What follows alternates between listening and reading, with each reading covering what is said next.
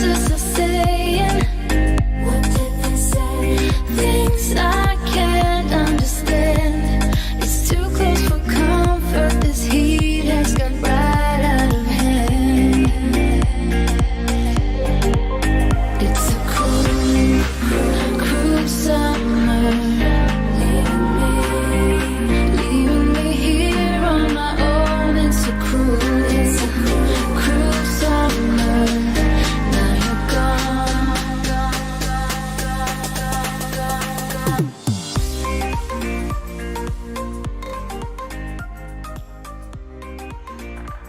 Good morning and welcome everybody to the Red Ned Show, where it's always morning, even in the afternoon. I am your host, Jay Edgar, and in the continued absence of my wonderful co-host, due to the fact that there are like 9 people living in her mom and dad's house right now, I am joined by the wonderful Wyatt Berckenhoff of the Breakdown with Berckenhoff and Getting the Answers. Welcome back. And turn your microphone back on. Yeah, there we go. Yeah, hello everybody. Like Ed said, I'm the Breakdown with Berckenhoff or the Breakdown WB.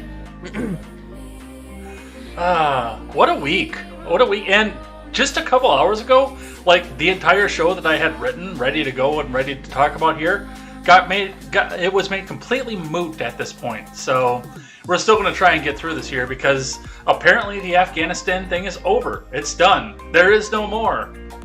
They took the last military plane out of there, and we'll talk just a bit about what some of that means here. I unfortunately I do have one article queued up we can talk about with that, but yeah, the majority of everything else I have queued up is all about all the fun shit that happened in the last 4 days.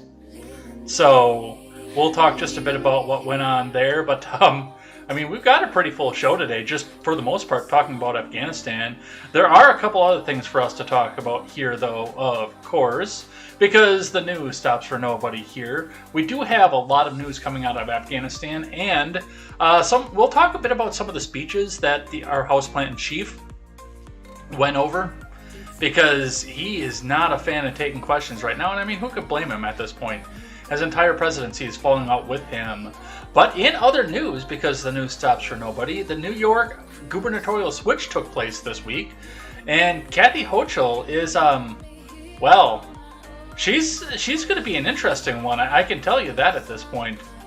That's going to be an interesting situation we're seeing coming up out of New York, and really, honestly, hell hath no fury like a woman's scorn. I'm telling you right now, just from some of the stuff we've got to talk about with that. On the other side of the country, the California recall is going in full force. The PSAs are out for both sides. The ballots are out, so people are already starting to vote. And in an interesting story, a criminal drug addict was found with about 300 ballots and a few other items he wasn't supposed to have in his car, so we'll talk about that. Finally, we will finish out the show talking about some of the COVID situation that we've been seeing going on around the country, including the comparison between Sturgis and other festivals, and some speculation as to what's going to happen with Summerfest coming up here in my neck of the woods, because I think that's going to be the big balance between what Lollapalooza is and what Summerfest is. I'll explain when we get there. Plus an Australian concentration camp and Krispy Kreme's new promo to try and get more people to take the jab.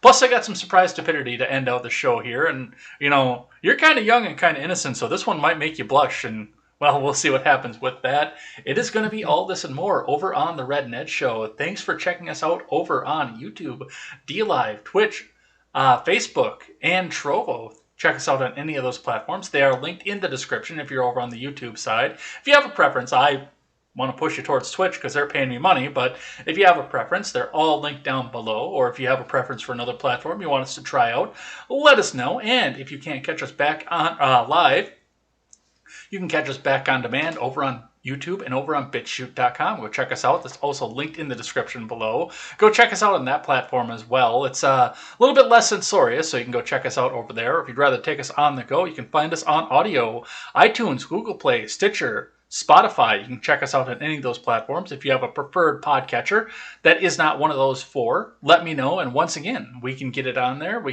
I'm always willing to add another podcatcher on there and make it easier for you guys to find us because, if you want to take us on the go, we are going to be out there.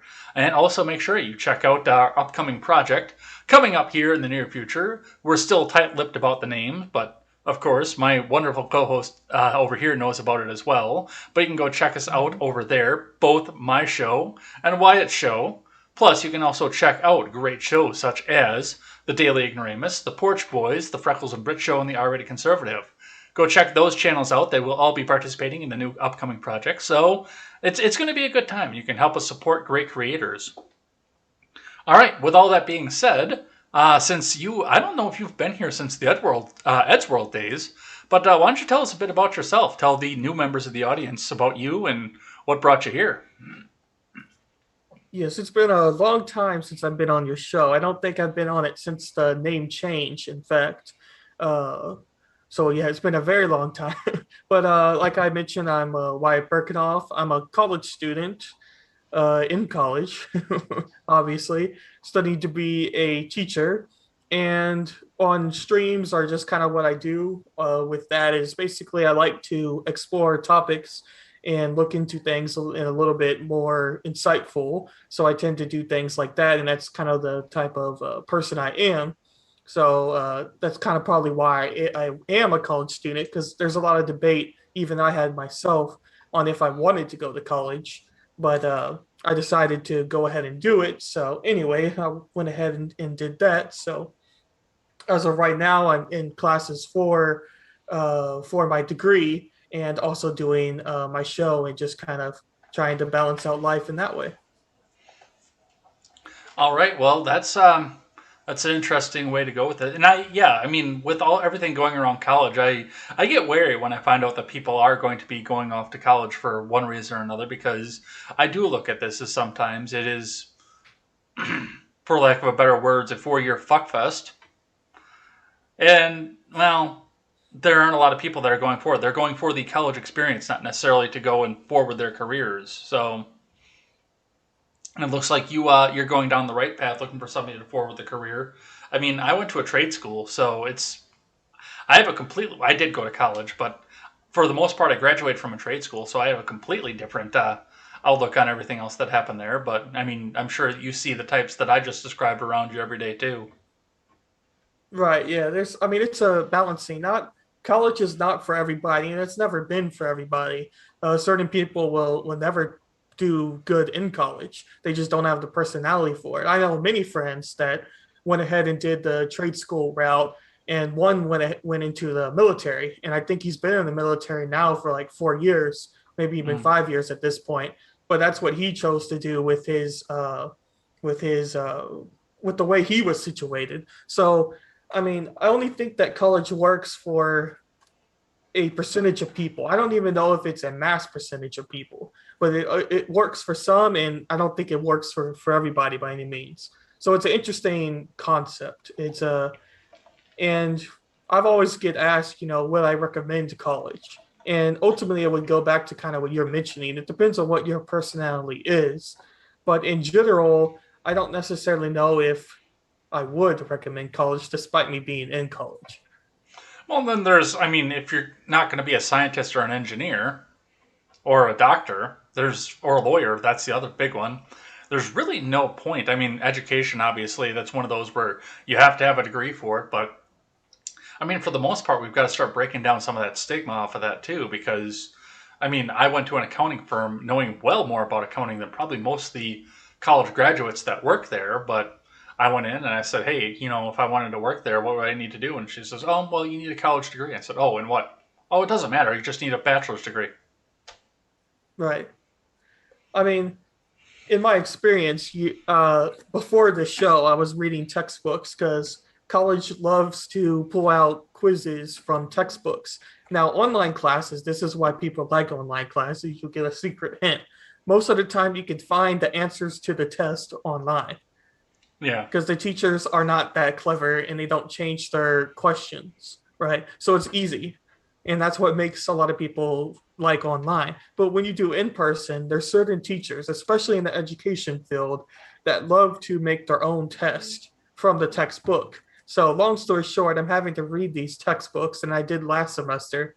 But if you ask me questions about, one of the textbooks I had last semester, I probably don't even know, not even 20% of what was in that book, Yeah. despite having tests on it each week. So it's like you only retain a small amount of information in all these years of college. So you could argue over the effect college even has. Yeah, for the most part, it does seem like it's going to turn into another 4 years of high school at one point, except you get to choose where you live. And there's not going to be a whole hell of a lot there. But we can sit and complain about the American education system for hours, and I'm sure that would be a good one here. But we have got some news to get into today, and oh boy, do we have some news that we've got to talk about here. So, if you're ready, I think we can get into this here and get started. What do you think? Yeah, go. Yes, I'm ready. All right. So we're going to start off today talking a little bit about the Arizona audit because we were supposed to get that this week. However, Florida man catches COVID delaying $6 million Arizona vote audit.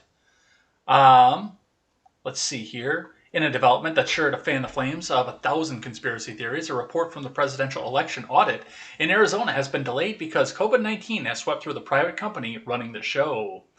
The team expected to have the full draft ready for the Senate today. And this was, I believe, Tuesday was when this one came out. 8/24, yes, that would be. Was that Tuesday? Yeah, it was Tuesday. Let's see. Yeah. The Senate team expected to have the full draft ready for the Senate today, but unfortunately, Cyber Ninja's CEO Doug Logan and two other members of the five-person audit team have tested positive for the pinko pox and are quite sick. Arizona Senate Republican President Karen Fann said in a statement, "It is not clear whether any of the people were vaccinated against the virus." Though state Republicans launched the spectacle, politicians from both parties have panned the so-called audit.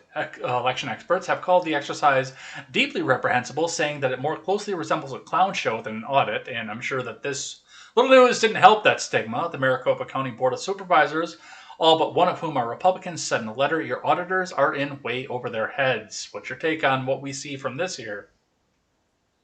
Well, for one, all these audits and about having a fair election and the whole debates over that on it being, the fairest election ever, and Oh Biden yeah, I being the mean, there's most no reason to popular. audit because nothing went wrong. Yeah, and Biden being the most popular president, all these lines you hear. Anyway, all the claims against this, and now what's happening with this article you just read, you can get into even more, the conspiratorial lane if you want, and say that this seems oddly suspicious in timing. And I've heard that people are making those claims. Now, in general, of my thoughts of the situation, I don't I don't necessarily think that the audit was going to provide anything that we didn't already know. So going into this, I was pessimistic over the intent of it in the first place. But I'm always wanting to seek a more fair election or making sure an election is fair. But long story short, it doesn't necessarily surprise me, and some people could say it seems a little suspicious. I I'm almost willing to say that they're probably going to come up with something, and the news is going to dismiss it, which that's what the news does. But I mean, we'll come out from there. We'll figure out what's going on with it, and everybody's going to retreat into their own corners. Either they're going to say that it's all a lie, it's all a fraud, or they're going to come in and say, "See, it's time to reinstall President Trump," and there's no constitutional avenue to do that. So Right. that's what we have coming off of that. Let's keep going. Here's one for you, coming down kind of towards your neck of the woods. Supreme Court won't halt court order forcing Biden to revive Remain in Mexico policy. And we'll talk a little bit about this when we get into Afghanistan and some of the people that are trying to get out of the country or finish getting out of the country, if you believe what went on with that. But we'll definitely talk some more about Remain in Mexico or Safe Third Country. But as far as this goes, the Supreme Court has upheld a ruling that yes, we do have to run the remain in Mexico policy because it's unconstitutional to get rid of it. Which I know that a Trump-appointed judge was the one that ruled on this in a lower court, but they took it up to the Supreme Court, and yes, the Supreme Court also said, no, this is legal, this is fair, and you have to honor this. What's your take on that? I think the take is fair. I didn't see any reason that the Supreme Court should overrule it necessarily. So it also doesn't necessarily surprise me. But at the same time, I don't think that this ultimately solves the issue we have at the border.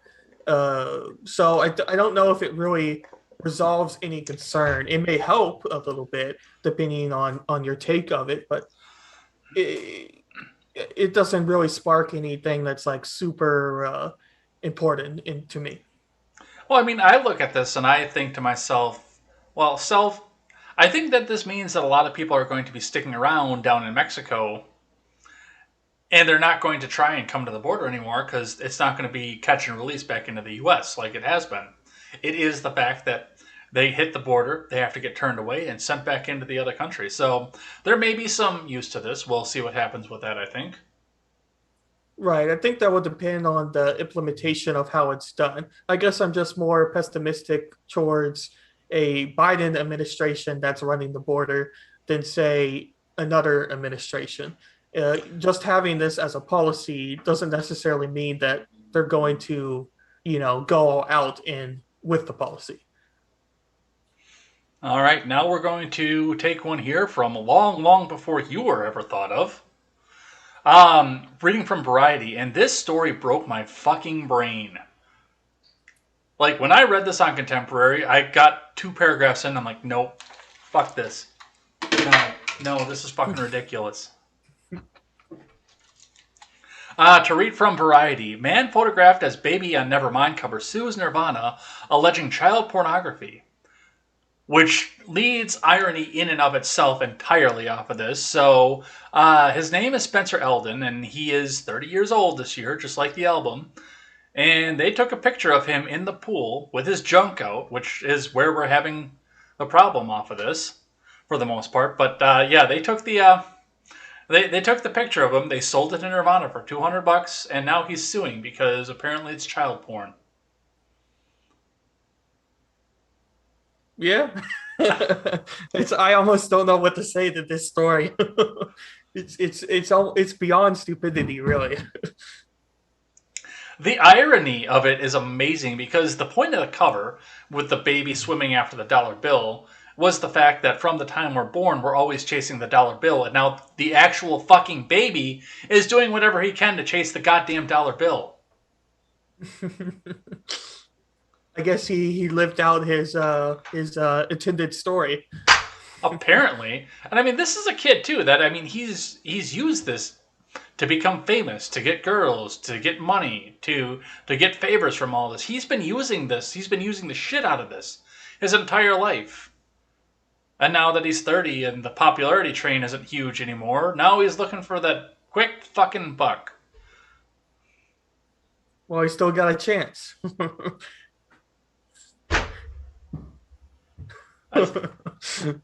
I have no words for this.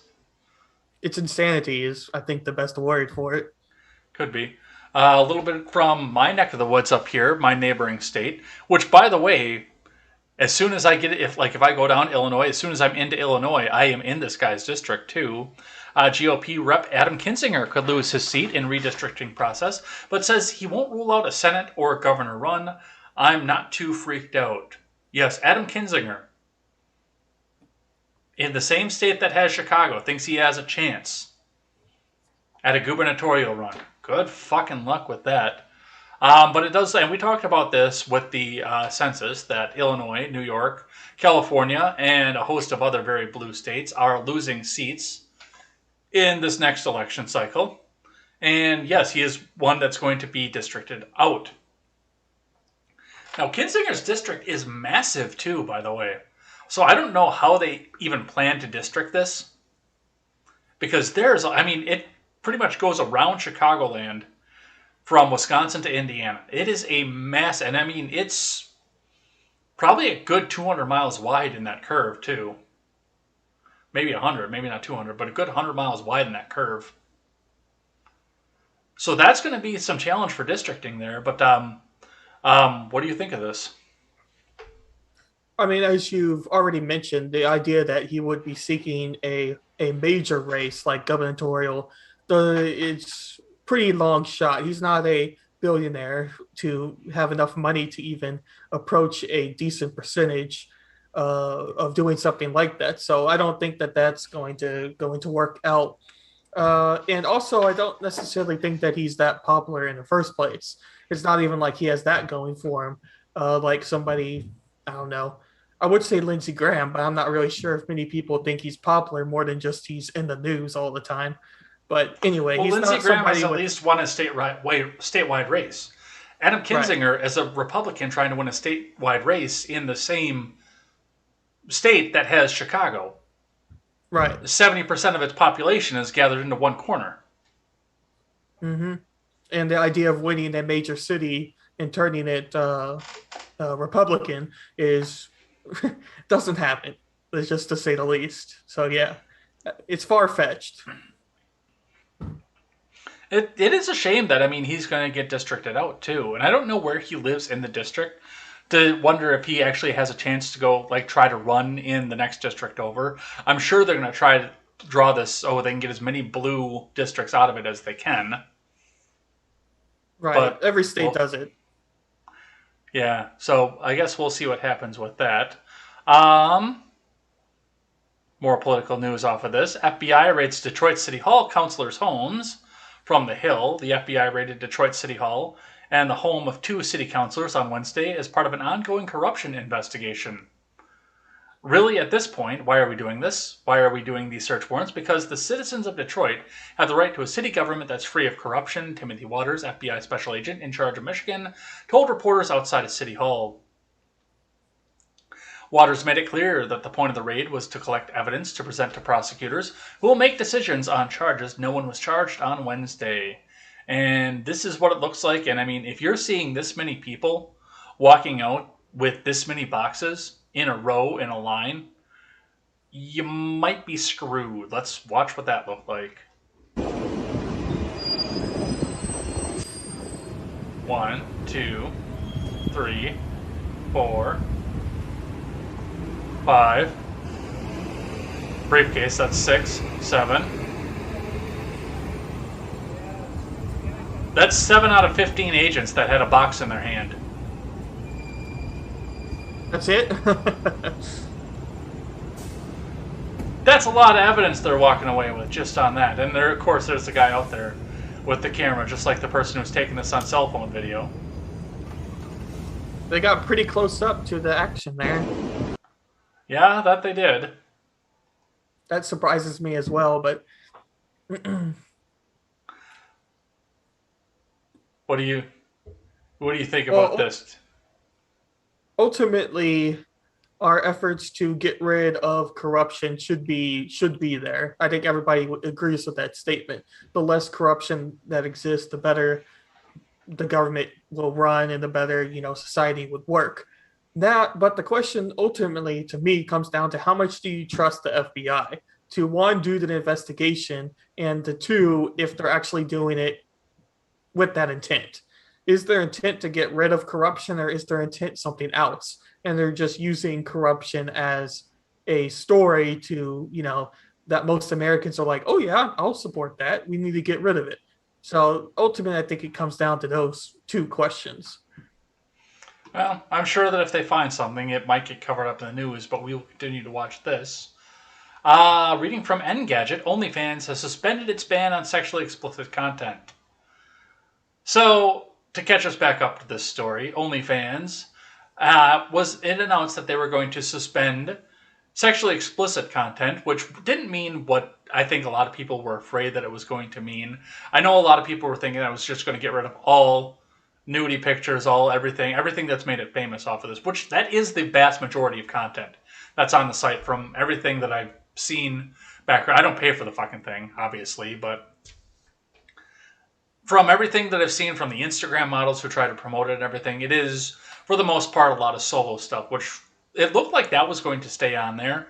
But what they were talking about getting rid of was the D and the V kind of stuff, the boy-girl stuff, the hardcore stuff, which, I'm thinking had a lot to do with the fact that the big porn producers were realizing how much money they were losing by people with webcams in the bedroom. I don't know where the hell they would have got that idea from.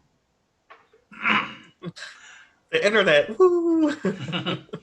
But it appears that they will have their hardcore content still available on the site because they have new payment processors that will not shut them down. So, the thottery continues. Statement from OnlyFans reads, "Thank you for everyone for making your voices heard. We have secured assurances necessary to support our diverse creator community and have suspended the planned October 1st policy change. OnlyFans stands for inclusion, and we will continue to provide a home for all creators." Now, what's interesting about this is the fact that a lot of people are already out looking for alternatives, so they don't think that this is going to be a long-term thing. And I don't actually blame them, and a lot of people looked at this and saw a big part of their income. However you feel about the morality of their income coming from this, saw a big part of their income starting to go away from this. But what did you think about this? Right. So the whole debate here with OnlyFans ultimately comes down to processors, and anybody that's looked at that knows about, the credit card companies are the ones that OnlyFans is pointing the finger at, and the industry is pointing a finger out, if you want to put it this way. I was listening to a podcast talking about it, and they mentioned that, the porn industry as a whole, when they do a scene, have to get, the people tested, and there's rigorous things that they have to do in order to do that scene. And OnlyFans creators didn't have to do that. There was no forms they had to sign. There was nothing that had to be set. There's nothing secure about that situation as the industry is itself. So at the time, the people were saying that they thought OnlyFans was going to take the approach like the industry was doing, or they would make them basically sign contracts and have to, be tested beforehand, but still able to do scenes and a rigorous process. But even that doesn't necessarily seem to be the case. So it's kind of interesting that ultimately OnlyFans tried to do something to ban, like you mentioned, hardcore content for their credit card processors, but now they're not banning it, but they're not even doing an extra step. So they're kind of just back where they were, if that makes sense. Nothing happened from it. That's exactly what it is nothing happened from it I think that was entirely financial. From what I can see from all of this, it was the fact that the companies, and I'm guessing that like your porn hubs or your big porn studios, Brazzers or Bang Bros or whatever the fuck it is, started holding a proverbial gun to the heads of the processors and saying, "Hey, we're losing money off of this, so do something about it." Right. And I've got a feeling this isn't going to stop. Like, it's going to happen again. Oh yeah, I think so as well. And you mentioned that content creators were looking to go elsewhere too. You can see that even people that are in the industry, porn stars, you could say, are talking about that have their OnlyFans account that they're planning to move elsewhere too. So I don't think that OnlyFans has the trust. They kind of lost the trust they had with the creators, for good or for worse, whatever your opinions are on that. But it was a very weird stance for the company to take when they didn't have all their, ducks in a row. All right. I don't want to spend a lot of time on this just because I think it's stupid and I think it's staged, and I don't even think this is the guy, if you want to know my honest opinion about this. But from NBC News, officer who shot Ashley Babbitt during Capitol riot breaks silence. "I saved countless lives."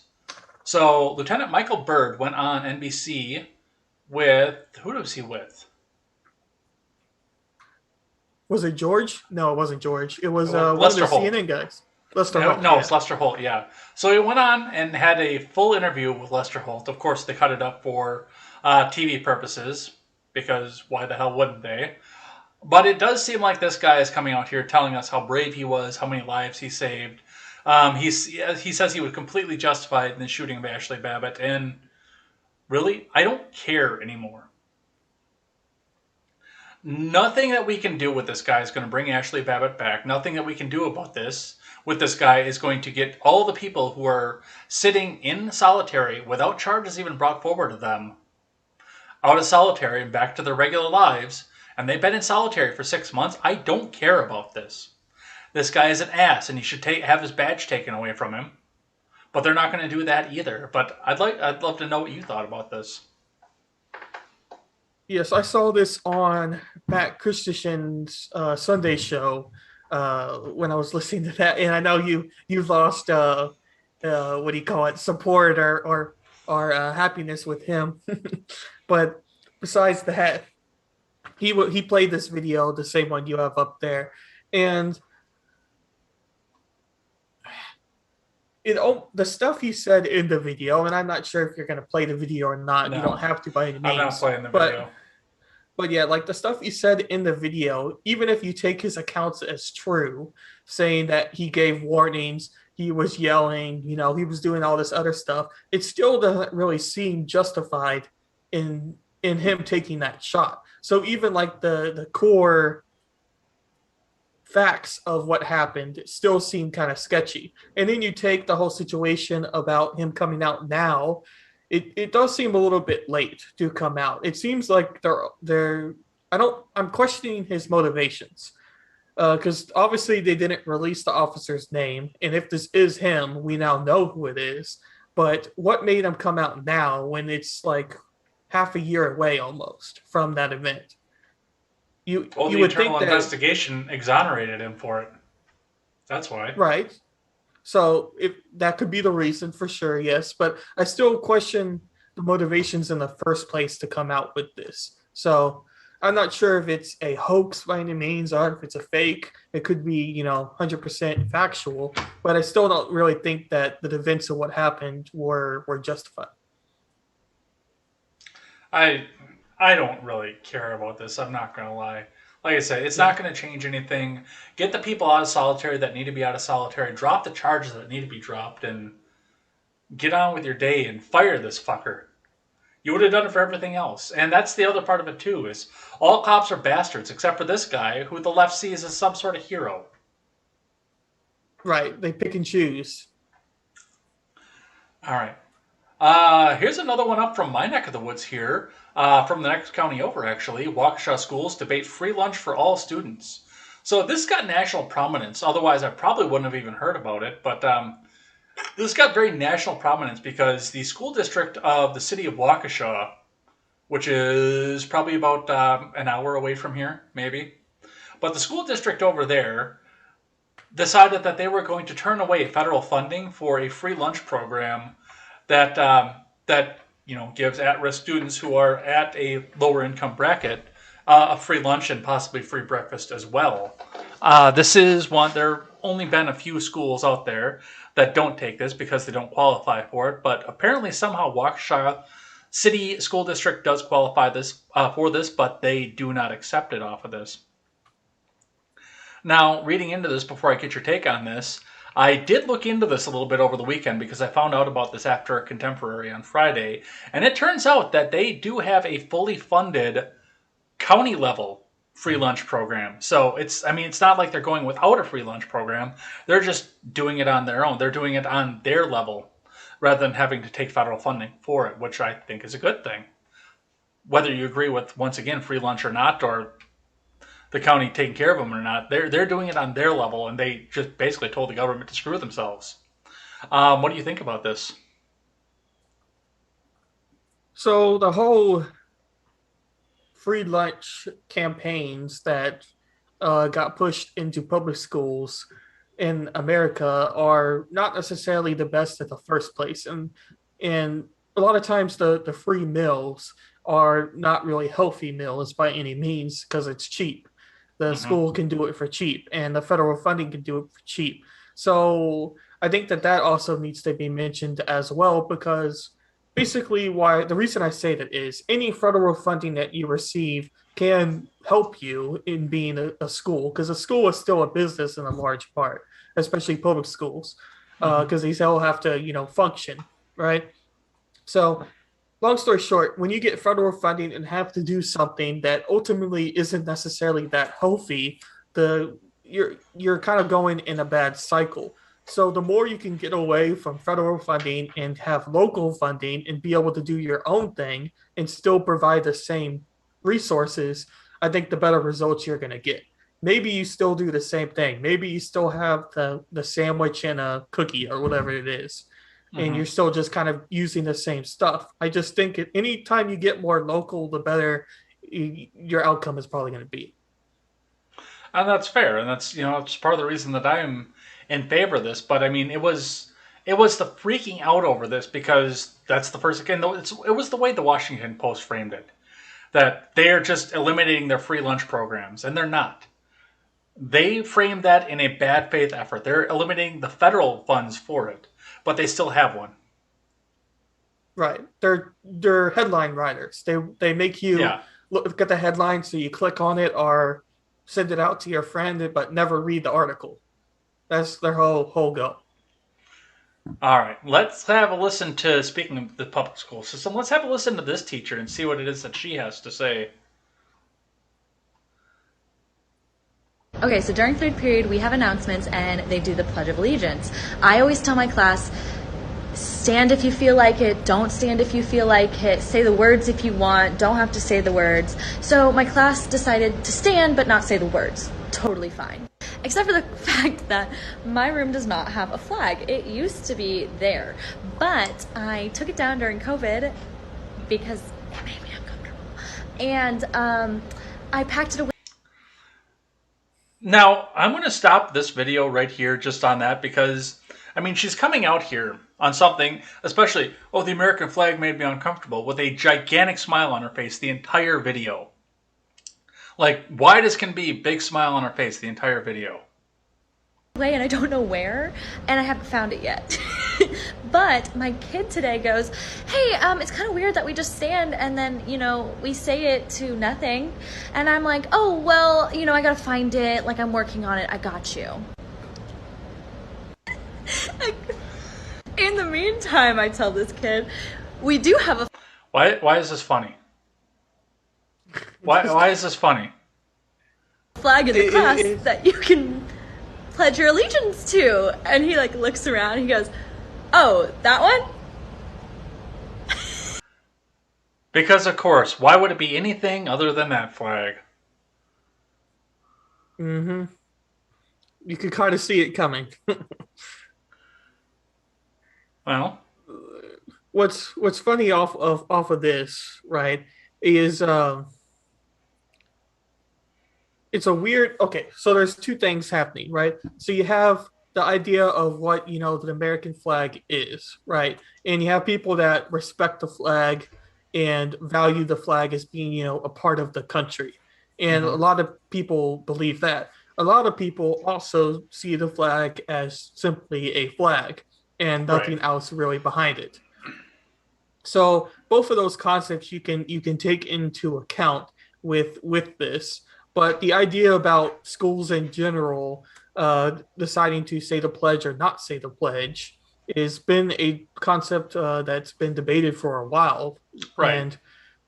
and frankly, what you said at the start is what I've heard most schools are doing, with the fact that you can do whatever you want. You can stand, you can sit, you can not pray, you can pray or whatever. And that's kind of the strategy.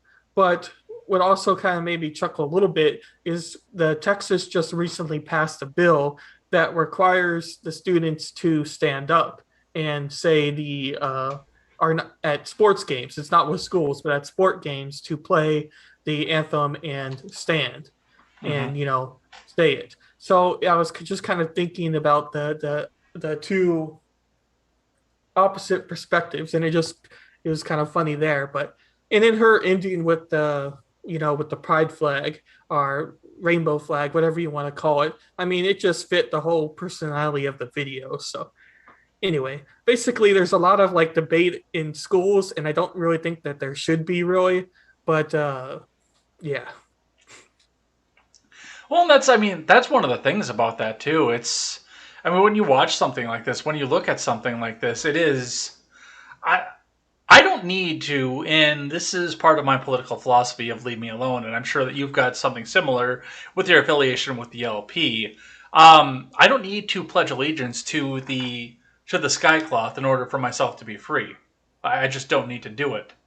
And Right. I've never believed in having the kids go and pledge allegiance to the flag either, because they don't know what's going on. I remember making fun of the Pledge of Allegiance when we were younger. I remember specifically doing that because we didn't know what it was. We didn't know what it meant.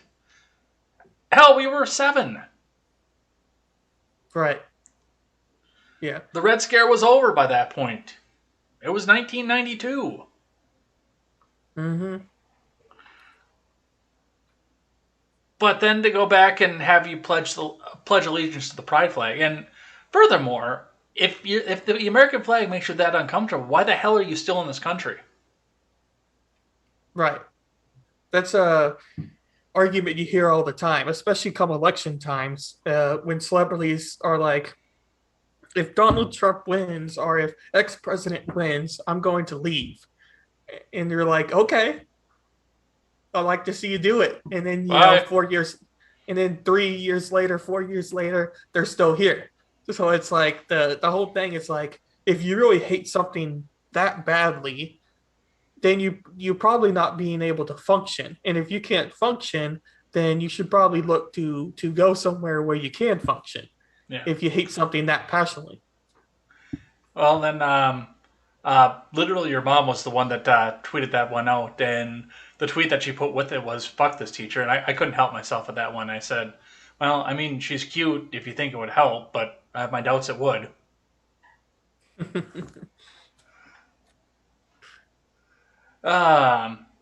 Let's talk a little bit about your neighbors down there. Hurricane Ida made landfall last night into today. It looks like it is moving out across central Mississippi and into some of the eastern states at this point. But it put a nice wake of terror in its path here. So we're going to watch some of the video of some of this stuff here. Let's open up a little bit more of the Blaze article here. One of the impressive ones was this video that they have. The eye of the storm with the lightning going through it. No audio with that. But yeah, I mean, you can see just the lightning swirling around with the swirl of the clouds. That's kind of interesting. You've got the flooding as Ida makes landfall from Reuters. Hurricane Ida made landfall along parts of the U.S. Gulf Coast on Sunday as a Category 4 storm with maximum sustained winds of 150 miles per hour. Ida could inundate much of the Louisiana shoreline as the state grapples with the COVID surge already taxing hospitals. Oh, he said COVID. Remember, he said COVID. Well, that was him, YouTube, not us. Couple of before and after ones here. Before and after security footage from the fire station, number 12 in Delacroix, with an hour time span. And they've got a couple different shots here. So you see the green grass out there with a little bit of wind and rain going on. And they'll flip it, and now it's flooded. That's what hurricanes will do. And there's the back parking lot at the fire station, and they flip it, and now it's flooded. There's the road outside up front of the fire station with the wind and the rain and everything, and now it's flooded. And there's the inside of the garage with a little bit of water trickling in. Just a little bit, it's starting to trickle in off here. And, well, you know where I'm going with this. Yeah, I see a trend here. So that's what they see here. But the most impressive one for me was you actually watched out of LaForce Parish the wind take the roof off the hospital. And there it goes.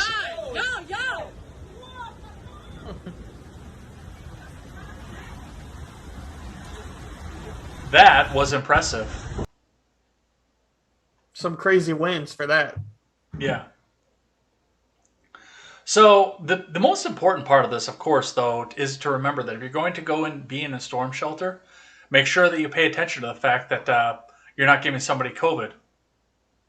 Make sure you're vaccinated. Biden said that in his address talking about this thing when he went to talk about FEMA. I couldn't believe that. Yeah. Talk about a one-track mind. You're down by the Gulf Coast here. You've probably experienced a little bit of this before. So, what do you think about what you're seeing off of this? Right. So I'm in East Texas now, and we got the outside far edge of the hurricane. So we just got rain. And luckily for us, it wasn't that much because we weren't on the 30 side of the hurricane. The 30 side's where all the mess happens, really. We're on the Mhm. clean side. So this one wasn't that bad.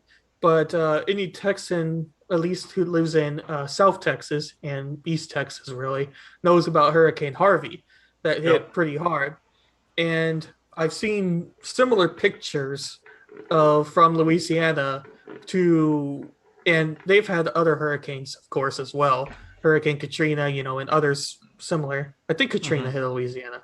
Yes. Anyway, but so I recognize a lot of these flooding pictures, right? And know what hurricanes can do damage wise from having to, help people's houses afterwards and things like that. And like preparing for a hurricane is a lot more prep work than say preparing for other types of disasters out there, like a tornado, for example. There's not really prep work that happens in a tornado. You just see a tornado and you get into your shelter or wherever place is the most useful. With hurricanes, there's a lot more prep work that's involved, or evacuations depending on what area you're in. But long story short, hurricanes do a ton of damage, and we've seen from these pictures and videos some of that damage. And you mentioned Biden already, and I was going to also talk about that. Um, COVID should be the least of your concerns when you're dealing with an emergency, especially a hurricane. Hmm. So that was kind of a long way to say that, but yeah. All right. I got just a couple more here, then we'll get into the Afghanistan stuff here. This one also out of your neck of the woods here. Texas House passes GOP-led election overhaul bill from the Hill. The Texas State House passed the sweeping election overhaul bill on Friday after months of partisan fighting and a quorum-breaking walkout by Texas Democrats who sought to stop the measure in its tracks. And this was won by an 80-41 vote on SB 1, lower the curtain on a months-long fight by Texas Democrats to halt the legislation, which would implement a slew of new voting restrictions like limits on early voting hours and new voter ID requirements for mail-in voting. Now, I didn't catch this morning when I talked about this, but I did catch it now. It wasn't, I mean, yes, there are restrictions, but I mean, they're regular common sense controls, voter ID, limit your time for absentee ballots. It's not voting month, it's voting day, stuff like that. But they're going to try and paint this as a restriction, as trying to suppress the vote. Well, a lot of times Democrats, especially vocal Democrats on the issue of elections, talk about voter ID as almost not needed entirely. They think a Mhm. usage of the voter ID suppresses the vote. We've heard these arguments before.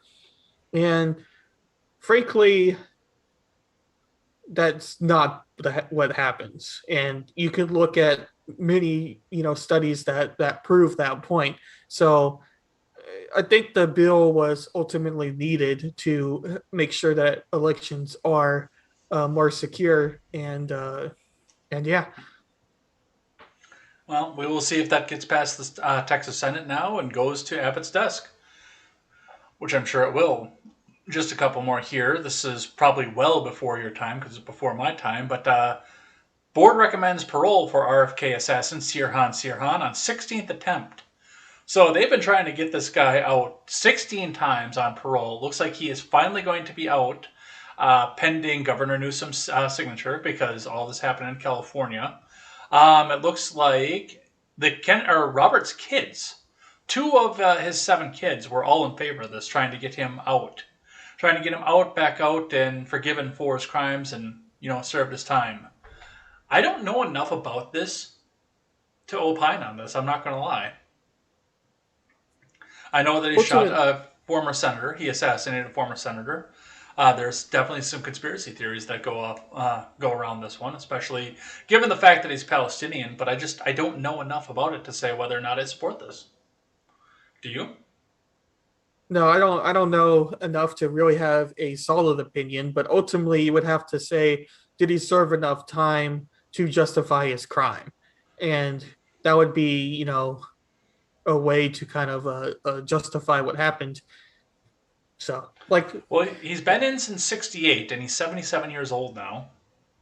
right, Which, doing a little bit of quick calculation, means that he's been in for 53 years. He's been in prison.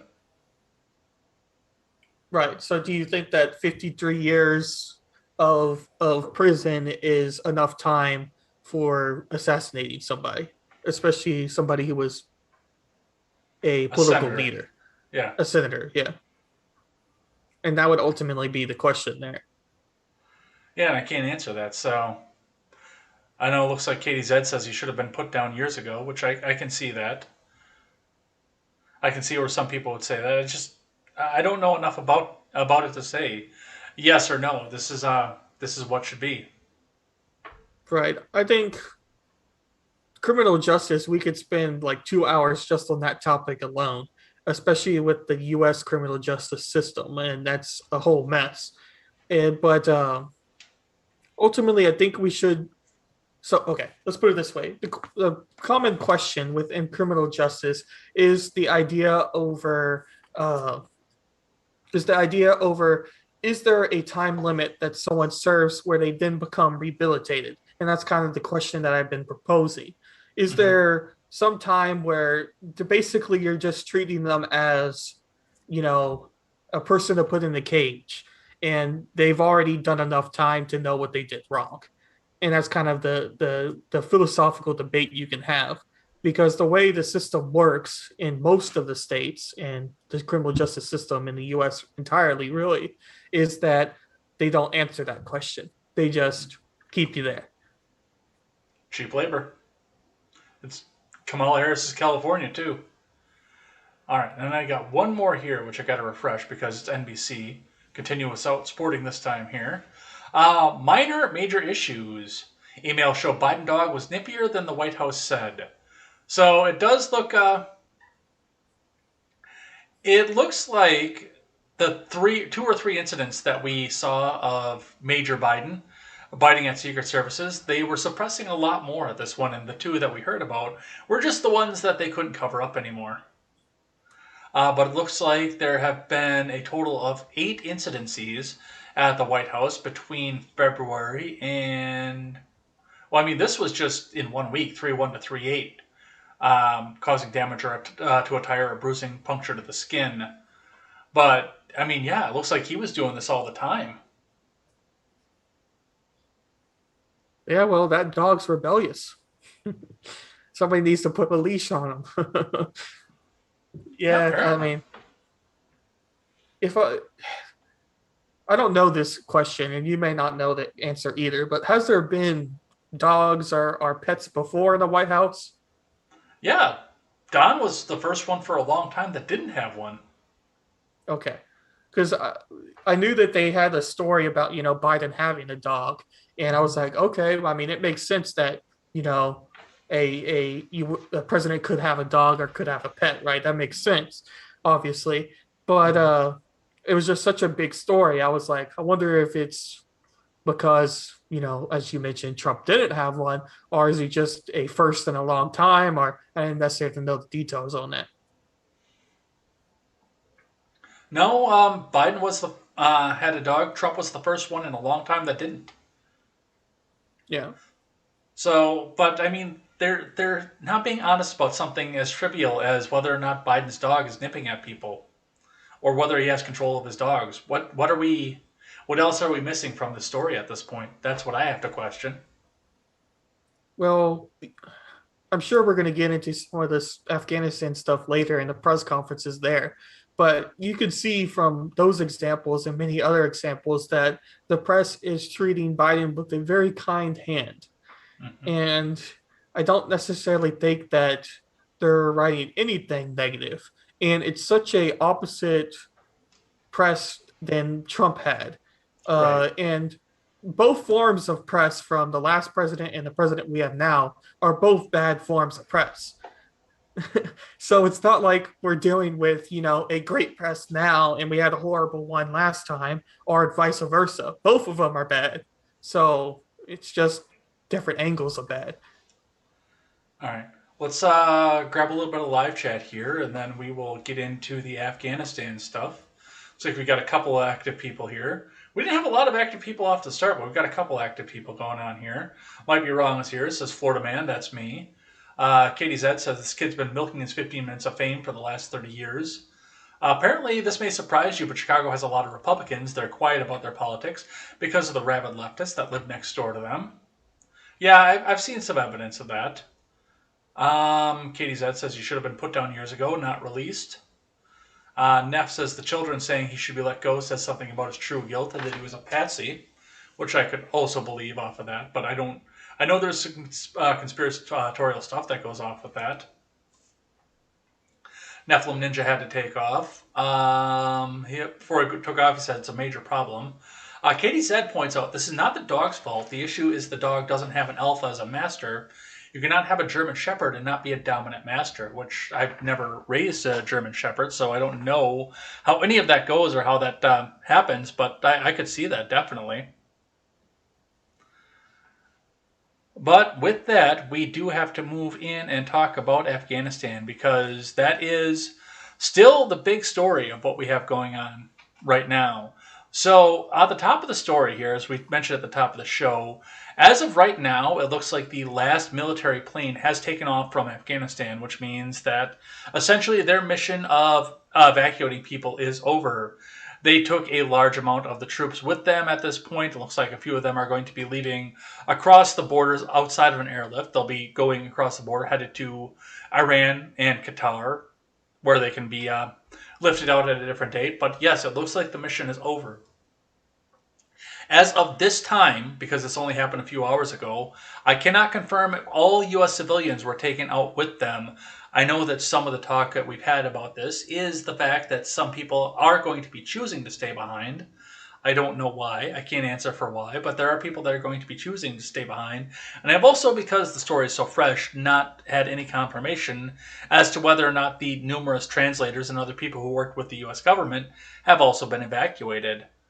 But yes, that definitely changed everything throughout this. But I wanted to walk back before we get into any of this and talk about how we got from there, from the beginning of this on August 15th to where we are now on August 30th. Because we saw earlier on in the week, probably Monday, Tuesday, to talk about credible and possible threats to the gates to the airport. Basically, various different factions coming up to make sure that the American people couldn't get to the gates. And then we saw what we had hoped and prayed would never happen on Thursday, right after I clicked off the air for Contemporary, a bombing at the gate, killing 13 Marines and 60 Afghani citizens. Yeah. 1 second, Ed. I have to take care of something. I'll be right back. I won't be long. Okay.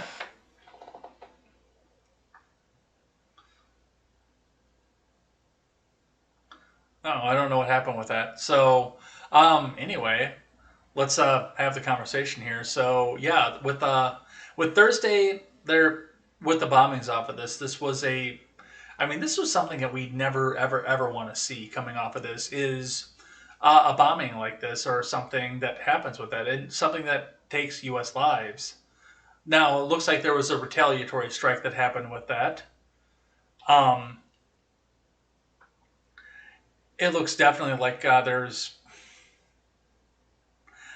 I don't know. We'll be talking about it. I don't want to get too far into this without Wyatt here because we do want to talk about what's going on with that, and I do want to share this with him and get some insight off of him. But yeah, it's culminated off to this, and well, let me see if I can get some video that we can watch while we're doing this.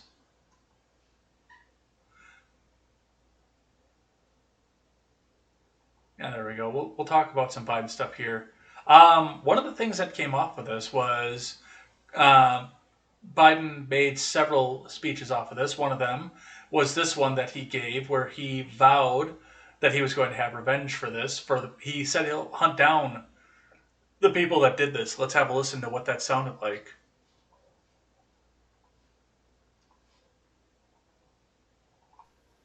You have said leaving Afghanistan is in the national interest of the United States. After today's attack, do you believe you will authorize additional forces to respond to that attack inside Afghanistan? And are you prepared to add additional forces to protect those Americans who remain on the ground carrying out the evacuation operation? I've instructed the military, whatever they need, if they need additional force, I will grant it. But the military, from the chairman of the Joint Chiefs, the commanders in the field, have all contacted me one way or another, usually by letter, saying they subscribe to the mission as designed to get as many people out as we can within the time frame that is allotted. That is the best way they believe to get as many Americans out as possible and others. And with regard to finding, tracking down the ISIS leaders who ordered this, we have some reason to believe we know who they are, not certain, and we will find ways of our choosing without large military operations to get them wherever they are.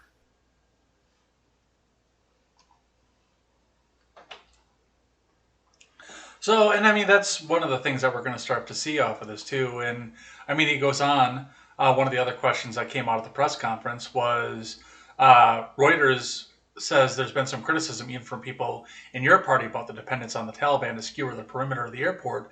Do you feel there was a mistake made in that regard? Let's have a listen to what that sounded like.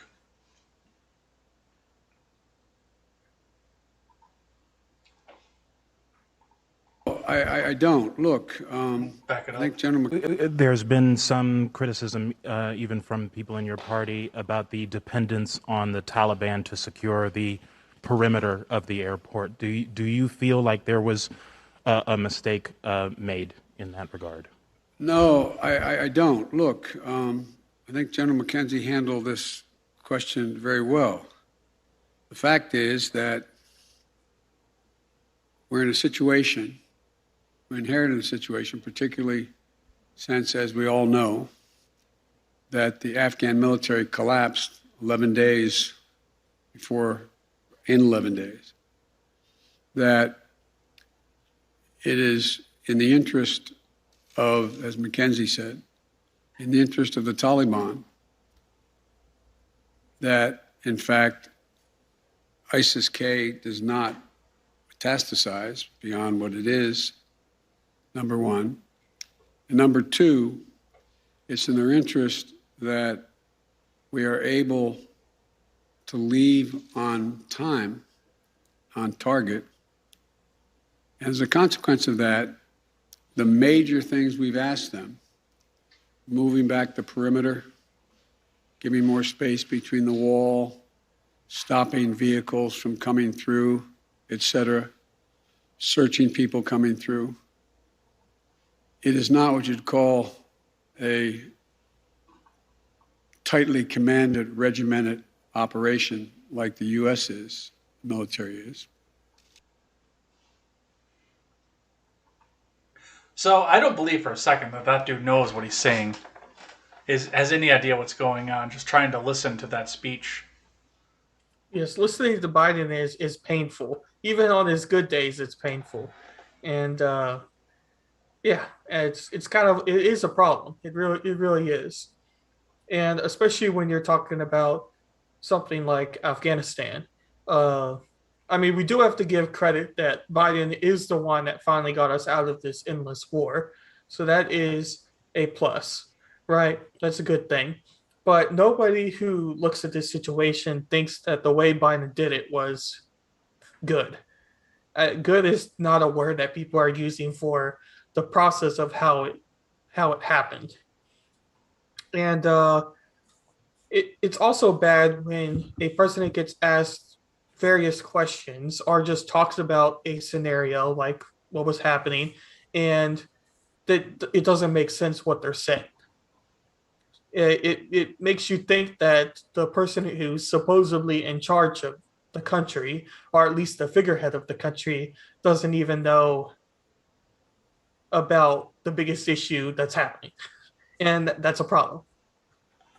All right, I actually have to step away for half a sec, but I'm going to leave you guys with one other video here. This is because, of course, it's Peter Doocy, and he's going to be the Jim Acosta of this administration. He definitely is, but there was a lot of, at least attempt for Trump blame here, so I'm going to throw that up here. We're going to listen to that, and I'm going to step away for a second, and, well, I have wireless, so I can still hear, but yeah, let's have a listen to what that sounded like.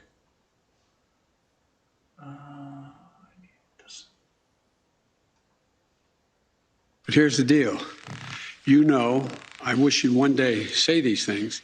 You know as well as I do that the former president made a deal with the Taliban that he would get all American forces out of Afghanistan by May 1. In return, the commitment was made, and that was a year before. In return, he was given a commitment that the Taliban would continue to attack others, but would not attack any American forces. Remember that? I'm being serious. No, I'm asking you a question. Because before... No, wait a minute. I'm asking you a question. Is that accurate, the best of your knowledge? What? I don't think that the issue that... do you think that people have an issue with pulling out of Afghanistan or just the way that things have happened? I think they have an issue that people are likely to get hurt. Some, as we've seen, have gotten killed, and that it is messy. The reason why, whether my friend will acknowledge it or has reported it, the reason why there were no attacks on Americans, as you said, from the date until I came into office, was because the commitment was made by President Trump. I will be out by May 1st. In the meantime, you agree not to attack any Americans. That was the deal. That's why no American was attacked. A few days ago, you said you squarely stand by your decision to pull out. Yes, I do. And I mean, the Trump blame is just that's been something that's been a part of this from right off the beginning. And it does make me wonder, what are we going to do at this point when it comes down to... Because, I mean, it's been talked to death on this channel. If we would have stuck by the May 1st deadline, I still think the Taliban would have taken over. I just think they would have had a much, much more difficult time with it. I do think that they would have struggled with it because they wouldn't have the propaganda that they used to make as much of a sweep across the country as they did in as much of a hurry as they did. Right. So I don't know if y'all have seen this picture going around the internet. It was pretty popular out there, but it had a picture on top of the Soviet Union at the time, because they were in Afghanistan for a decent period of time as well. And they were escaping with all their weapons and tanks and vehicles and whatever else. And then under it was a picture of the Taliban with the U.S. equipment, with the tanks, or not tanks, but with the Humvees and machine guns and whatnot. And basically the idea was the Soviet Union was, smart enough to know to leave with their weapons, and the U.S. wasn't. Right, which is a interesting thing. And we saw the aftermath of what Biden and his administration did with the Marines. We know the Marines and many people died from the bomb, and they returned that favor, to say. They returned that back and bombed somebody who we don't necessarily have that much information on, really. But that's besides the whole point. But the reason I bring all this up is you can always wonder and play the what ifs of what would happen if they stuck to that original deadline, or if Trump was the president. You know what I mean? You could play what ifs all you want. And ultimately, I think the press would be against whatever Trump would do because they always were. And also think that Trump possibly could have been more trigger happy with the situation. Mm-hmm. And I'm not sure if that's a good or bad thing, but I have my doubts as to the weapons being left. I think under Trump, I don't necessarily think that would be the case, unless it was part of the deal that we don't know about. That is possible that there was some, underground deal that they made with the Taliban that included it, but that just seems very not smart. Well, I know that one of the military engagements, one of the rules of engagement is that they don't typically leave the equipment behind. They usually shred the fucking equipment. Like, they'll go back and toss a bomb under all of it so it doesn't fall back into enemy hands, but they do withdraw from something. Right. I mean, it makes sense. Like the idea that you might go to war. Yes, we're playing what ifs. And people argue that, World War III would never happen because of mutually assured destruction with the amount of nukes every country has. But all that besides the point, the idea that you could go to war with somebody and you gave them weapons to go to war, like it's a bad strategy, even if it never, it's a bad strategy. Well, then now we see the resurgence of so-called ISIS, which I don't believe that's who this is. ISIS-K and their suicide bombs that they did outside of the airport. And looking back at this now, we also look at the fact that, that was the big news over Friday. On Friday, we went out and we had a tactical drone strike and took out some of their operatives. We don't know their names. We don't know anything about them. But we apparently took out some of their operatives. We ended them off there, and then we apparently also were able to tactically drone strike a car that had a suicide bomber in it. That we were able to, we knew that it had high explosive in it because of the way that it blew up. But it also blew up, and the CENTCOM right now is investigating whether or not they killed 9 people in the process of blowing up this car. Which, I mean, the first thing I saw was, okay, well, you blew up a car and it had high explosives in it. You mean a full tank of petrol? Right, exactly. It's like, it's almost like a kid playing with, his toys or something, with what they're doing here. Because it's like, oh, look how high I can throw this toy. It's like, okay, what? You're not saying anything. Like at this point, America wanted to get out of Afghanistan. Both parties wanted to get out of Afghanistan, and we're out of Afghanistan, right? We pulled out, but now America, anything you do to Afghanistan, it is, I think, going to be under question. People are starting to get suspicious about it.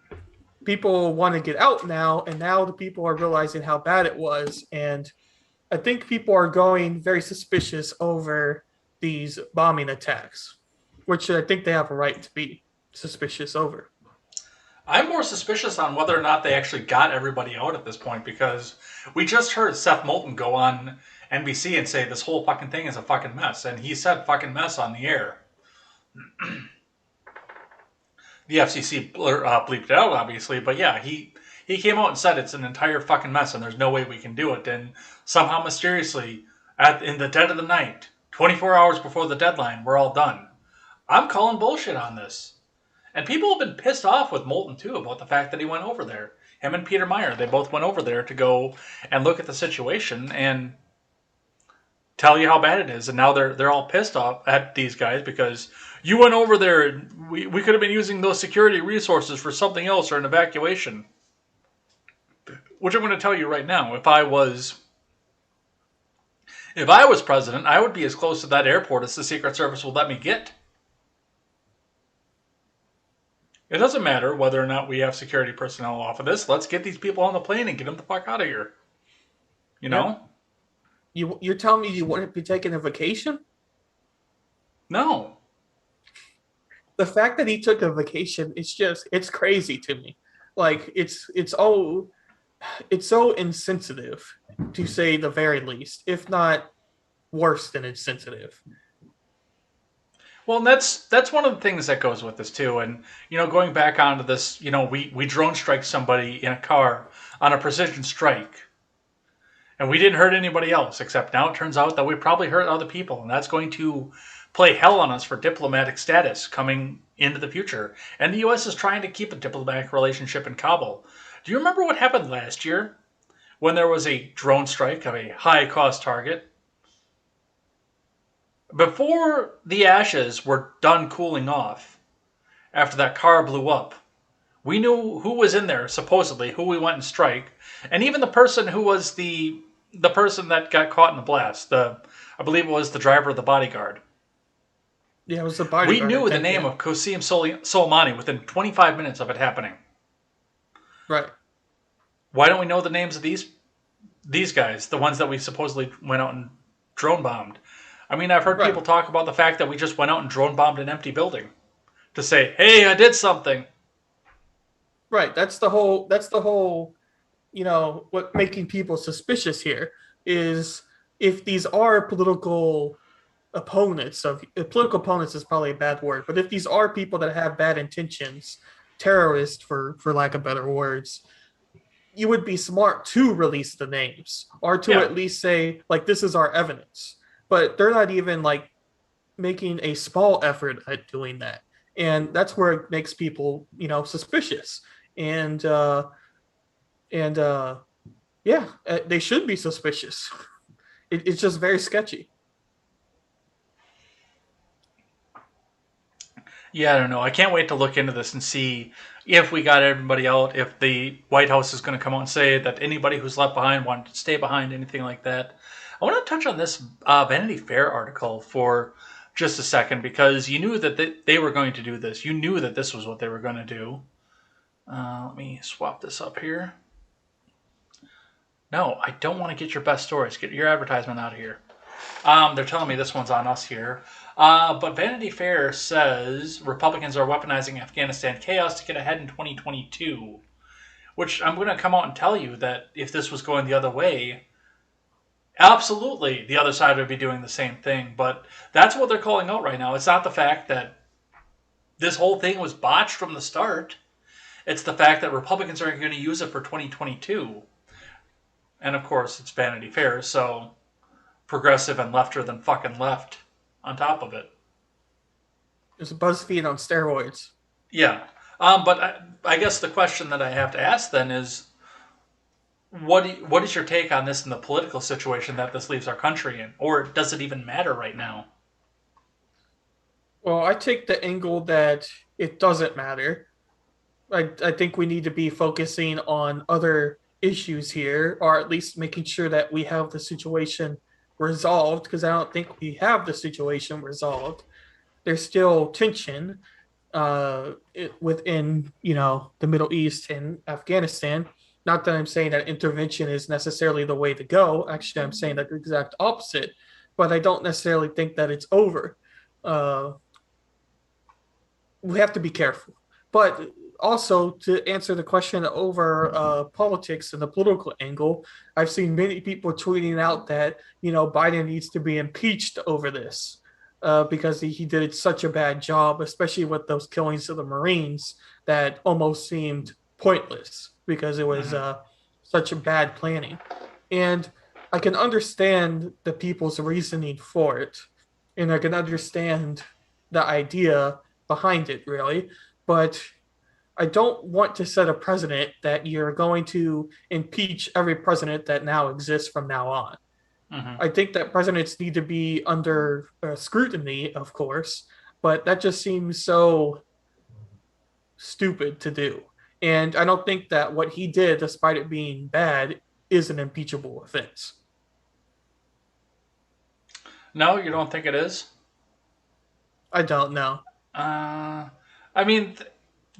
Because one of the other big stories that came out of this was the fact that they handed over biometric scanners with eye retinal scans, fingerprints, and various other DNA on file for people, but also the fact that they gave over the names of people that needed to get to the checkpoints with an organization that is known for sharing information with with the ISIS-K.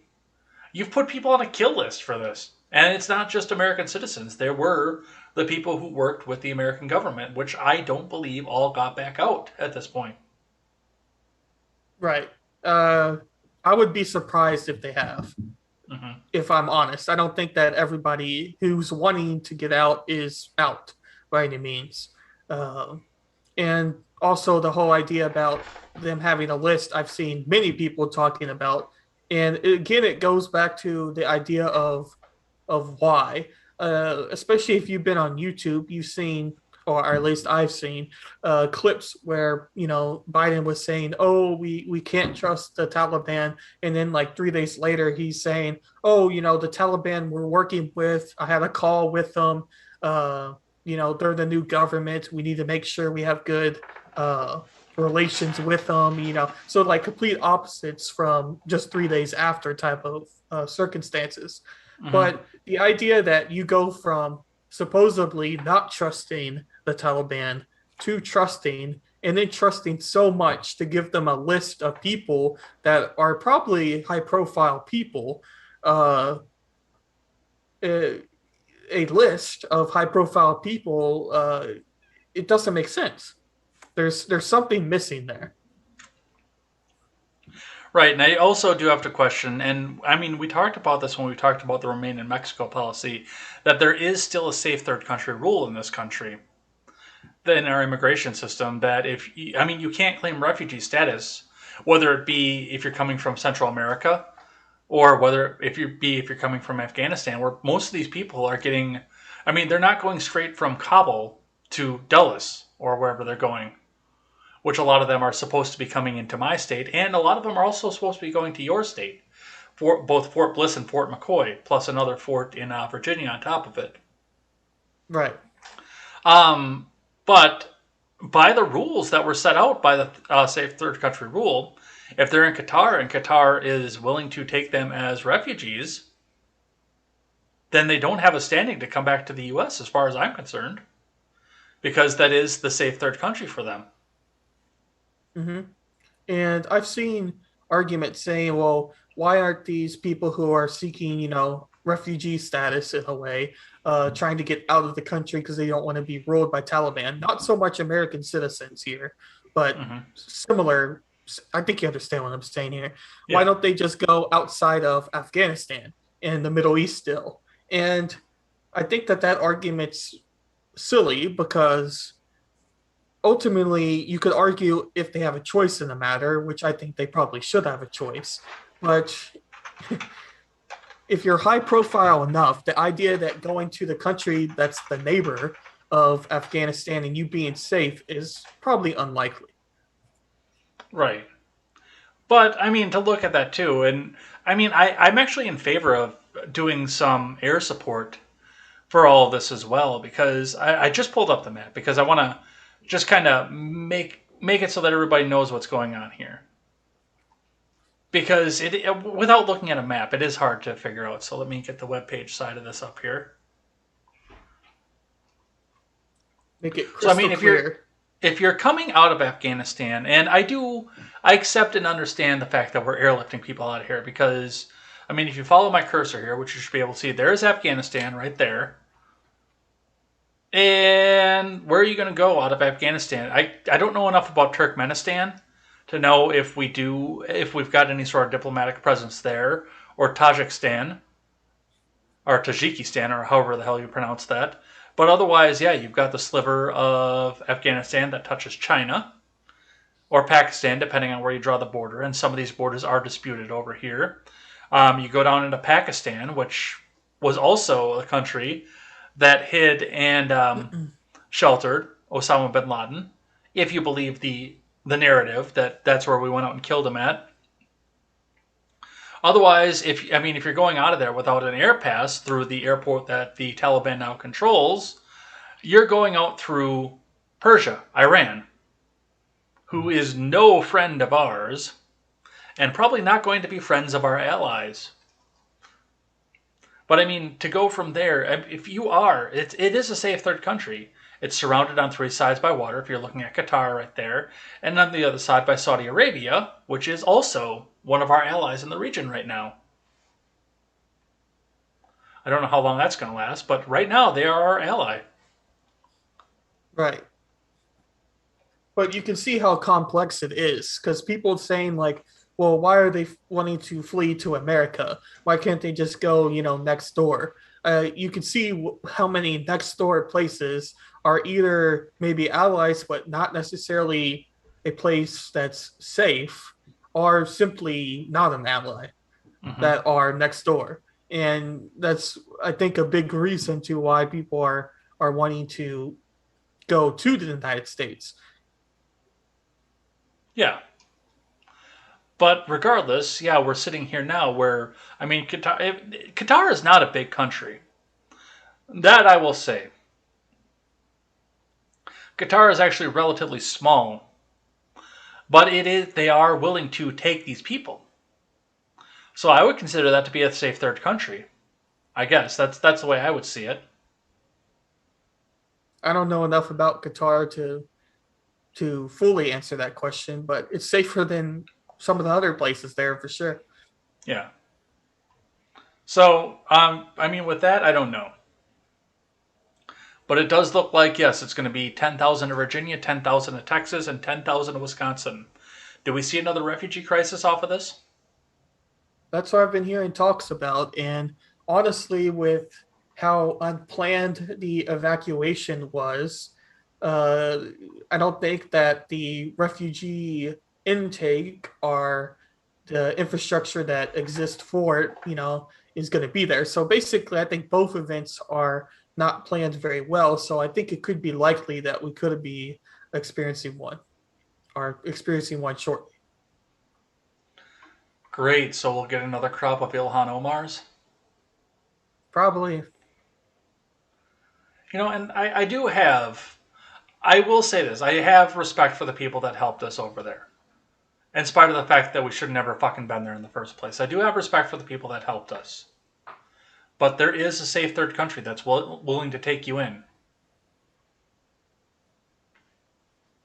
But it's ultimately answering the question of where they feel safest to go to. And you could argue that may be a backwards way of thinking, because you could argue kind of the American first mentality that we should be taking care of ourselves first and then other people second, or other nations second, whatever kind of way you want to put it. But ultimately, I still think it should be their choice on the matter of which country they decide to go to. All right. Well, that is what I have on Afghanistan right there. I know that was definitely a big mouthful.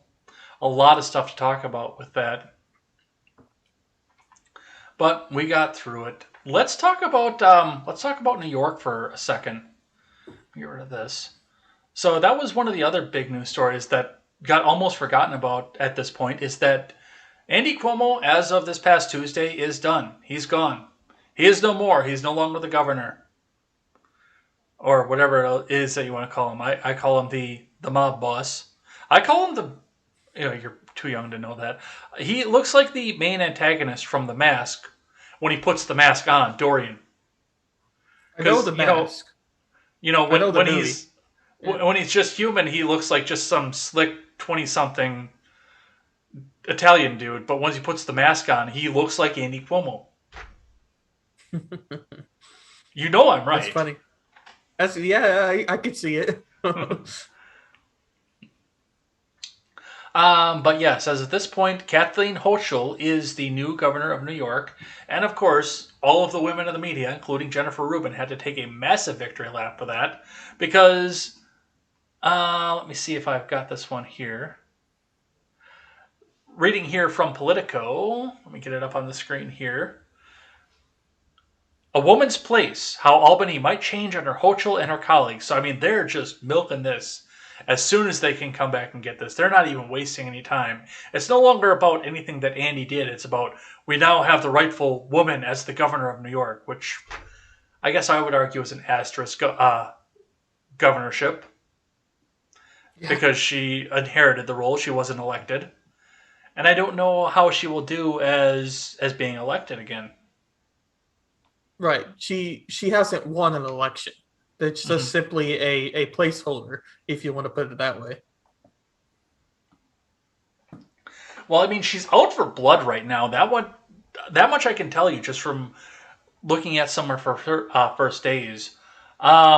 She's vowed swift action, obviously, off of this. But one of the very first things that happened as soon as she was governor was that they released all the numbers from COVID, and it turns out that they were undercounted by almost 12,000 deaths, according to New York standard for measuring deaths. Now, I've always the citation needed please guy, because I don't think that most of these people died from the commie coup. I think most of them died with the commie coup. But by their measurements, then yes, they have to pump their numbers up by 12,000.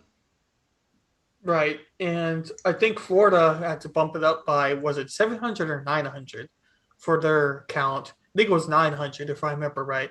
But so you're seeing that happen with COVID. But again, I have my skepticism over that whole concept. But yeah, I don't know if it's as big as a story as it really needs to or they're making it be. Let's put it that way. Yeah. With that, and I looked at this right away, and I said, "This is a revenge play for her. Hell hath no fury like a woman scorned." And I can't think to myself. Now she came out and said that that there was no funny business with Andy Cuomo and herself. She has been on numerous interviews saying that she didn't really work that closely with Andy, that she didn't talk to him that much, that it's not like a president and a vice president where it's a partnership. It's where the two of them go off and work on their own things. But I do have to wonder if it either was the fact that he did have some funny business going off of this, or, and more importantly, because I mean, this woman is, I think 61 is what they said, but she's in her 60s as well. I have to wonder if there wasn't some funny business, but she wasn't involved in it. And, you know, she's like, hey, what the fuck? I got boobs too. Regardless, hell hath no fury like a woman's scorn. Of course. You want to weigh in on which direction you think that went? I think that the intention for it is not mainly to be factually correct. I think there's other motivations to it. And I take more of the pessimistic route in thinking that the intentions are more evil than good. Well, I mean, we'll see what happens off of this. The ultimate troll, though, came this week, and we'll move on to California here in just a second. But the ultimate troll came as Cynthia Nixon, who was Cuomo's opponent in the last gubernatorial election, got to take her final victory lap off of this. Now, going back, we do remember the fact that Cuomo got an Emmy for his daytime press briefings because he showed extraordinary leadership during the coronavirus crisis. In spite of the fact that we're now starting to see that the majority of what would happen there was, well, full-out bullshit. He still got the Emmy, and he still got lauded for his outstanding performance with this. They took away his Emmy. They took away his Emmy. It was an honorary Emmy. So they stripped him of that. I don't know if they actually took the little statue or not, but they stripped him of his Emmy title off of this. And then Cynthia Nixon got her turn off of this. Cynthia Nixon trolls Andy Cuomo for losing his Emmy. Former Sex and the City star Cynthia Nixon danced on former Andrew Cuomo's political grave Tuesday, following the rescinding of the Emmy he was awarded last year for his daily coronavirus briefings.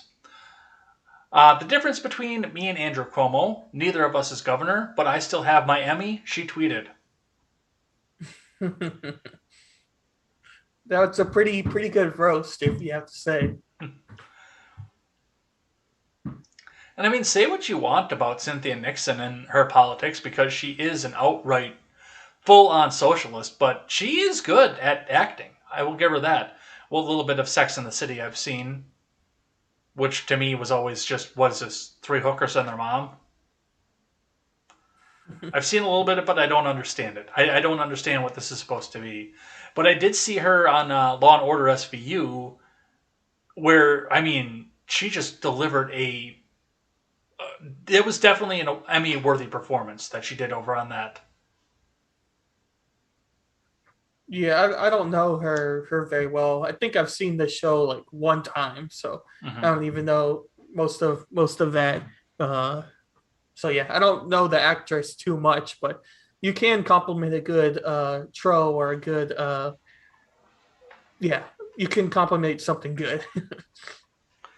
I want to move quickly to the other side of the country. So let's talk just a bit about California. Now, California looks like it is in its full recall potential at this point. The ballots are mailed out, and we're starting to see people post on their social media, which I don't know why they continue to do that. But the Californians that I know are posting on their Instagram how proud they are to vote in favor of keeping Gavin Newsom. I don't believe for a second that this is all a Republican recall effort. With the number of signatures that they managed to get, I don't believe for a second this is a purely Republican recall. But it does look like this is all out. We're seeing the PSAs left and right. Well, we have to come together. We have to vote. Make sure you vote no or vote yes, depending on whose advertisement you're seeing. But vote no or vote yes on the recall. Some people are even saying all you have to do is vote no and you don't have to do anything else with this.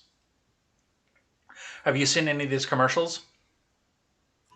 I've seen like one commercial that was on Twitter, someone like reposted. I haven't seen too many of the actual commercials now, but I knew that it was going to be the way it's going to be. You know, it's kind of obvious that it was going to be that way. It is interesting if a recall does happen, if that recall passes, and then it goes to the actual vote itself, who would be that vote. But at the same time, I'm not entirely sure if the recall itself is going to be won. And I have my doubts to that happening. Yeah, and I don't know if there are going to be shenanigans with this election. Obviously, this is not the 2020 presidential election, so we can talk about shenanigans with it, because nothing bad happened in the 2020 presidential election. Obviously, Biden is the most popular president in history, but there was the bizarre story that came out, and I mean, none of the big mainstreams talked about this at all. You didn't see a lot of this on CNN, The Hill, or anything else like that, but you did see a lot of this on local stations. So to read from KTLA.com, KTLA 5, looks like it's an NBC affiliate out of Los Angeles. 300 recall ballots, drugs, multiple driver's licenses found in vehicle of passed out felon, Torrance police. So it looked like 300 ballots, which were from various neighborhoods around the Torrance area of Los Angeles. Plus, he was found with Xanax pills and a firearm. The suspect is unidentified, but he is a felon that is out on parole at this point. This is a crazy story. The whole idea of the missing ballots is a familiar concept. But once again, YouTube, we're not talking about the 2020 election here. So, but Yeah. You mentioned shenanigans, and I think many people hope that election isn't going to be corrupt. And that's why the person wins, is because it is corrupt. But it's like, what would be the reason he would have the ballots? You know what I mean? Like, there is no reason. So then you have to come up with questions to answer why he has it. And there's not too many things that look good to say that the election is entirely 100%. Yeah, I mean, you had a question. Was the guy paid? Were the ballots filled out? That's the big question: were the ballots filled out or not, or was he intended to go take them to a drop-off station, or was he just trying to deprive people of their vote? I don't know what happens with this. Mm-hmm. I And know we that. don't know the answers to that yet, right? Yeah. I know that it looks like if it does go against Newsom, Elder is going to be the next one up, which I think they're getting really, really nervous about Elder. I think that I think that they think that he could win this too, which that's the biggest concern right now. Is it's not necessarily what it is that California does. I mean, the midterms, that's one thing, but it's not necessarily the direction that California goes in any of this. The biggest thing on the line right now is the fact that Dianne Feinstein is not doing well. And she has almost her full senatorial term up before it's time to go back and vote her in again. I think wasn't she up this past year? Let me look. I thought it was 2020, if I remember right. Let's look. When is Feinstein up for re-election? Her current term ends on January 3rd, 2025. 2025. Yeah. Which means that she's in for the 2024 election, so she would have been voted in 2018 the last time. Right. That's a long time for somebody who is obviously suffering from some kind of dementia going on. Yeah, she is not well. That's a nice way to put it. And whoever the next governor of California is going to be the one who appoints her replacement. Because the governor, well, according to California state charter, that does vary from state to state. But according to California state charter, if a senator cannot fulfill his or her term, the governor is the one who makes the replacement. And now imagine a Republican recall elected, if that's the term, but a Republican governor electing the replacement. Yeah, you're going to have a lot of stories because I think everybody knows it at this point, but if the recall vote passes, you don't have to have a majority vote. You just have to have the highest vote. Mm-hmm. So that's why someone like Larry Elder could end up winning. We're not saying he's going to win with the majority, but he could win with the highest vote. Yeah. So we'll be watching this one as it goes along too, and I think that's going to be the next big crisis that's up in the news is what happens here. All right. We got to do just a little bit of COVID stuff here, and then I got some surprise stupidity for you. Let's see. So there are a couple stories that I wanted to touch on with the COVID because there are some various things that are going on with this. I want to talk about music festivals for just a second because I know that we've talked in recent times about Lollapalooza and everything that happened with that. I know that we've talked about Sturgis. That's the big one that just happened. And the mainstream press is trying to tell us that Sturgis itself is a super spreader event, with thousands of cases now being linked to the annual motorcycle festival. But Lollapalooza somehow wasn't. There were almost no cases that were attributed to Lollapalooza. Now, there are some differences there. Now, obviously, the demographic of people who attend Sturgis versus who attends Lollapalooza in Chicago, but also the fact that, I mean, South Dakota is a pretty red state at this point, and Chicago is not. Chicago is a very, very blue state in a very, very blue state. So there is probably some narrative cross that goes along with this. And the big before I ask you what you think about this, the big question I have is going to be what happens on Summerfest, where the demographics are not quite as spread, are not quite as tight, where you've got people from ages 14 to ages 60 or even older, all in attendance in the same concert, but also taking place in a blue city. Mm-hmm. And I think that if we see the news come out and say that, yes, there was some significant spread that comes out of Summerfest, I would buy it as acceptable and believable. But if they just come out and say, oh, look, there was no spread here whatsoever, I'm going to call bullshit on it.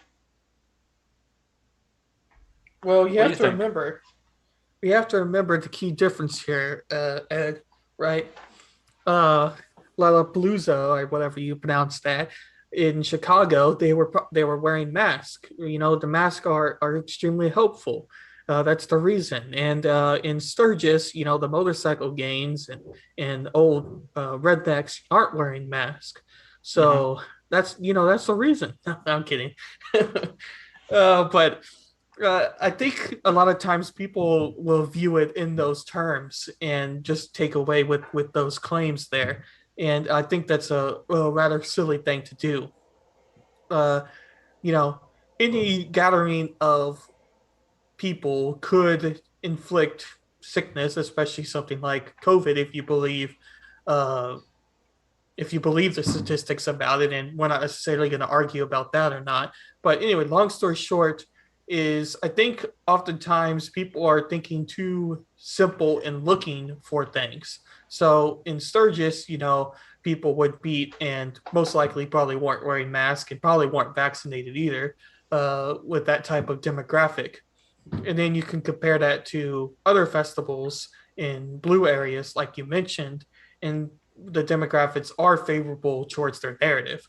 So Mhm. I think that if you look for it, you can find information to prove your claim. And Yeah. I think that's all that's happening here. Well, I also noted too, it's not just the vaccination or the masking status, but I mean, if you look at Lollapalooza, which is largely attended by people under 30, or you look at Sturgis, which is largely attended by people over 60. Whereas in Lollapalooza, a lot of people probably, I'm willing to bet that Lollapalooza itself was a super spreader, but it's just a bunch of people who were either asymptomatic or had mild enough symptoms. They just said, oh, it's just allergy season right now, and didn't bother to go get tested. Whereas on Mhm. Sturgis, you've got a lot more people who are in the vulnerable age range who probably got a little bit more severe symptoms off of it. Right. I would be willing Demographics to do matter. Oh, I'd be sorry. willing to bet that the actual number of caseloads that came out of both festivals was the same. It's just the matter of who got tested and who didn't. Right. Like demographics do matter, and it does come into play with a virus like coronavirus, right? It makes sense. Mm-hmm. But you also can't pick and choose things. Viruses don't pick and choose either, and you can't play both narratives just to fit what you want to push out in whatever your agenda could be. In other words, you can't say one time that demographics don't matter, but something else does, and then say another time that this something else does and demographics, you know, do matter. You can't just play both cards. Right.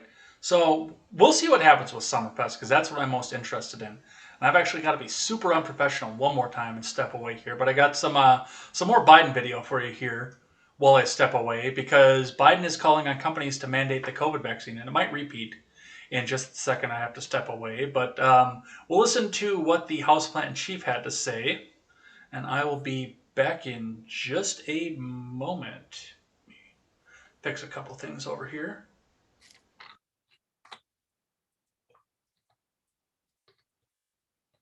Today, I'm calling on more companies, I should say, in the private sector to step up with vaccine requirements that'll reach millions more people. If you're a business leader, a nonprofit leader, a state or local leader who has been waiting for full FDA approval to require vaccinations, I call on you now to do that. Require it. Do what I did last month. Require your employees to get vaccinated or face strict requirements. Today, I'm calling on more companies, I should say, in the private sector to step up with vaccine requirements that'll reach millions more people. If you're a business leader, a nonprofit leader, a state or local leader who has been waiting for full FDA approval to require vaccinations, I call on you now to do that. Require it. Do what I did last month. Require your employees to get vaccinated or face strict requirements. Today, I'm calling on more companies, I should say, in the private sector to step up with vaccine requirements that'll reach millions more people. If you're a business leader, a nonprofit leader, a state or local leader Nonprofit. who has been waiting for It's All right, let's shut that crazy guy up. statements. it's just crazy statements there. Yeah. So, and that's one of the, because the government can't, as much as they try to tell you that they can mandate, you do whatever the hell they want you to do. They cannot. They don't have the power. They don't have the constitutional authority to do so. They'll try and tell you they do all day long, and their little leftoid friends over on social media will also try to come up here and tell you that they have all this authority to do so. They don't. But they can, they can put the elbow in and say, hey, Mr. Banker, go tell your employees they have to be fully vaccinated, otherwise I can't come and work with you. Or, hey, Mr. Grocery store worker, come out and tell all your employees. And I do have to wonder now, are we going to get to a point where they start dangling tax breaks in front of people? Yeah, you can wonder what the next step is going to be, and that could be tax breaks. But most people, when I hear them react to this clip, are saying that they're meddling what private business and government is supposed to be. If a government is able to simply tell a private business what to do, then you no longer have private businesses. And that scares a lot of people. Well, and a lot of these businesses aren't private. A lot of them do take some sort of tax break or some sort of taxpayer funding to get to, especially on your big companies, like your Facebooks or some of your big banks. They are operating on a large, massive amount of government grant, and sometimes it's because they are the ones who are handling the government business, especially with some of these bigger banks. They're holding government accounts because they have the volume to do so, and the capital to back it up if something goes wrong. Right. So, as fascism, maybe? It's got to be touching on the line. It's definitely leans that direction. Definitely. I want to read one out of Australia, because they seem to be the ones that are getting it hardest. Now, we talked last week when, God, I don't even know who was my guest last week. That's how fried I've been over this week. No, it was John last week. We talked last week with John about the fact that Australia, their police were going out and killing shelter dogs to try to mitigate the spread of COVID-19, because they didn't want the owners coming in to claim their dogs because they might spread COVID-19 throughout the lockdown. So they were outright killing shelter dogs over this. And it got worse. To read from abc.net.au out of Australia. Regional COVID-19 quarantine facility to be built near Wellcamp Airport in Queensland. So it looks like there is going to be, I thought they said how big this was, but they're going to have a camp where you can go if you're traveling from in and out of the country and be quarantined almost immediately. And boy, oh boy, does this not sit right in my stomach. Yeah, where's your stamp, please? And we need your stamp. The papers, please. Yep. Does he not have the papers?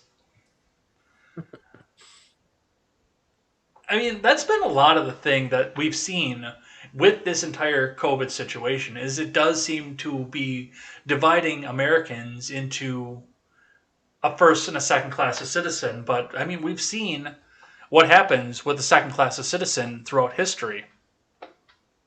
Yeah. I'm not saying that Australia right now is making a sort of camp where people go and learn how to focus really, really well.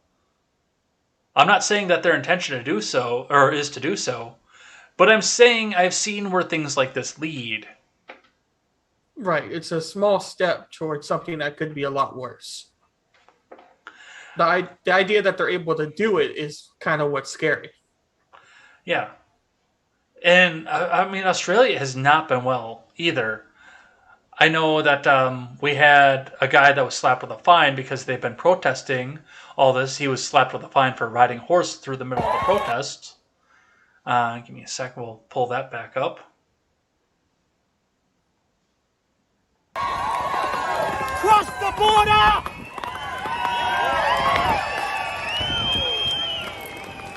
Everyone cross the border, they can't hold all of us!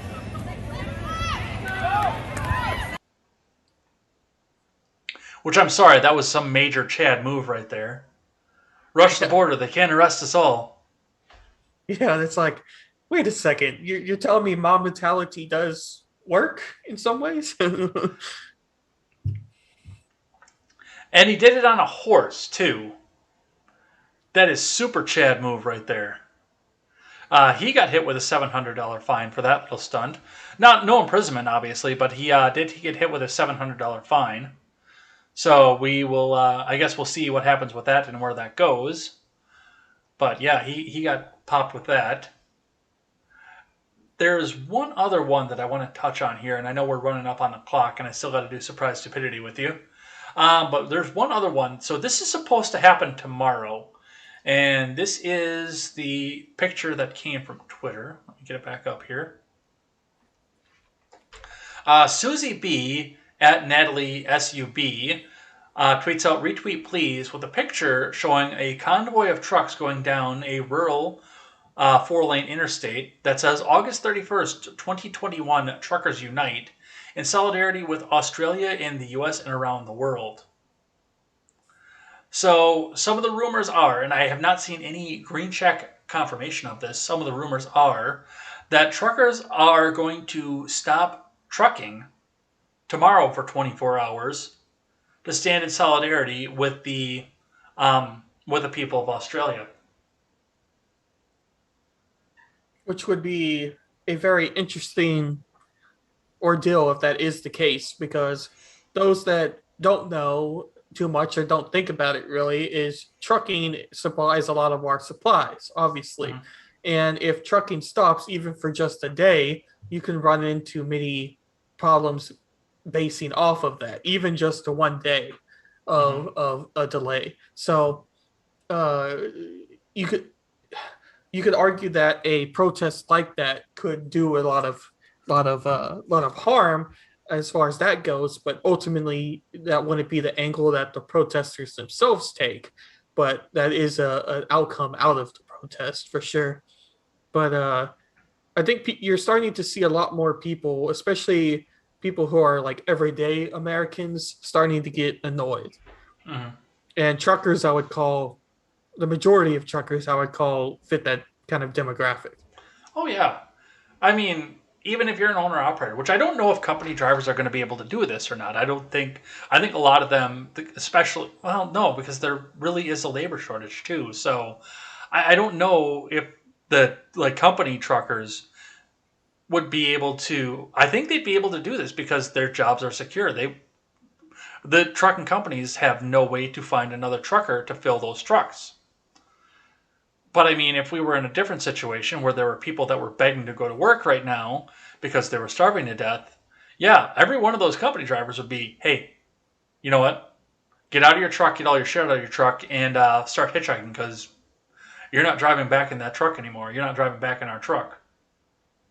Mm-hmm. Which I've seen people hitchhiking down the road, and it's usually a trucker who got fired. They stop your truck right now.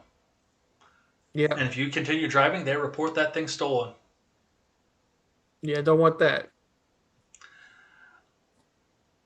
Owner-operators, I could see getting away with something like this, but there again, what is the bottom line of this and who does this hurt? Now, I could say that slowing down the economy, stopping the economy, and stopping the transfer of goods for a day would be enough to make the government open their eyes. I could definitely see that, but, I mean, we've also got the side of if there is a supply shortage, and if people know this is going to happen, they are going to panic buy. Yep. Which is going to hurt the bottom line, the bottom level of people, the people who are in the most impoverished states. Yep. So I don't know how I feel about this.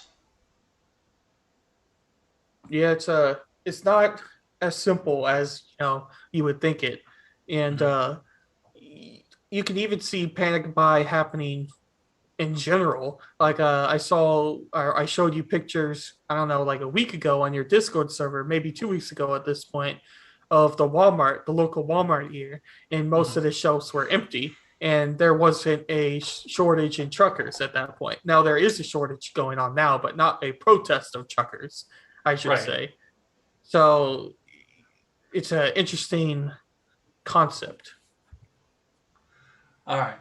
So that's what I got for news. And then the last thing that we always do on the RedNet show is I managed to find some sort of surprise stupidity to surprise either Elaine when she's here or my guest co-host while she's not here, because there are 9 people living in her house. And I saw this earlier on in the week and I said, yeah, we got to do this one over here. So I'm going to read from the New York Post for you here. The New York Post says, man dies after having sex using epoxy adhesive instead of a condom. That's beyond stupid. And the puns in this are just great. His faux phylactic resulted in fatal organ failure. Police are probing the bizarre case of a 25-year-old Indian man who suddenly died after using a high-powered epoxy resin instead of a condom before having sex. They used the adhesive to avoid pregnancy, a local investigator told the Times of India of the prophylactic fiasco, which occurred June 22nd at a hotel in Ahmedabad, Gujarat. So this didn't happen here. This happened in India. According to senior Ahmedabad city police officer Salman Mirza of Fatehwadi and his unnamed ex-fiancée were captured in closed-circuit television security footage entering the fatal flophouse in the Juhapura neighborhood of Ahmedabad. Several witnesses said that Mirza, along with his former fiancée, both of whom were addicted to drugs, had gone to the hotel in Juhapura. The senior police official told the outlet there they applied an epoxy adhesive on his private parts, as they were not carrying any protection. In addition to sealing off Mirza's manhood, the couple also mixed the epoxy with a whitener and inhaled the mixture for a kick. News 18 reported the lovebirds' acquaintances told the official doomed duo were intoxicated from the chemical cocktail at the time of the ill-fated hookup. I guess his pull-out game's not very good. Apparently. Police report that Mirza died due to a multiple organ failure caused by the MacGyver-style contraceptive. Meanwhile, the man's friends suspect that he might have lost consciousness while abusing the chemical, and the counterfeit condom only accelerated the demise because I'm sure if he passed out and he was sealed off like that, he probably had to pee like crazy. And there was some toxicity that came with that as well. Yeah. What a way to go out.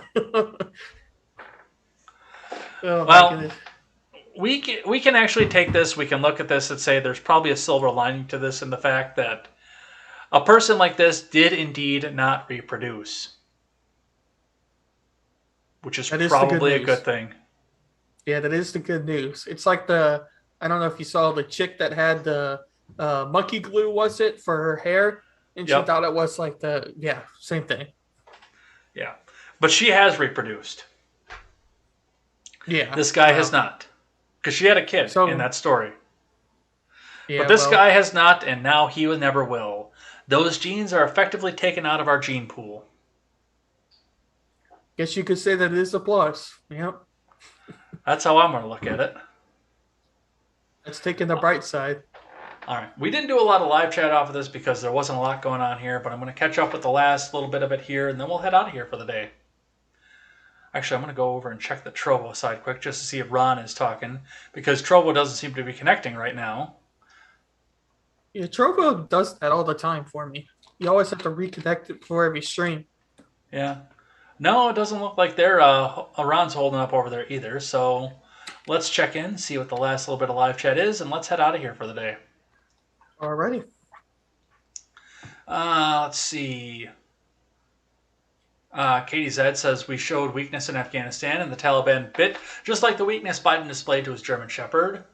Aimless Gamer popped in, and Katie Zed said hi, and that was actually it. So, a little bit of a slower live chat night for the night here.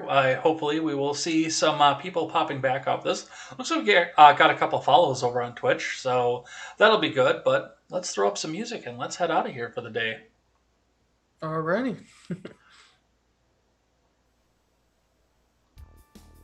So, thanks everybody who came by and chatted here, or everybody who's come back and listened back after the fact, which I think is going to be the majority of this episode here.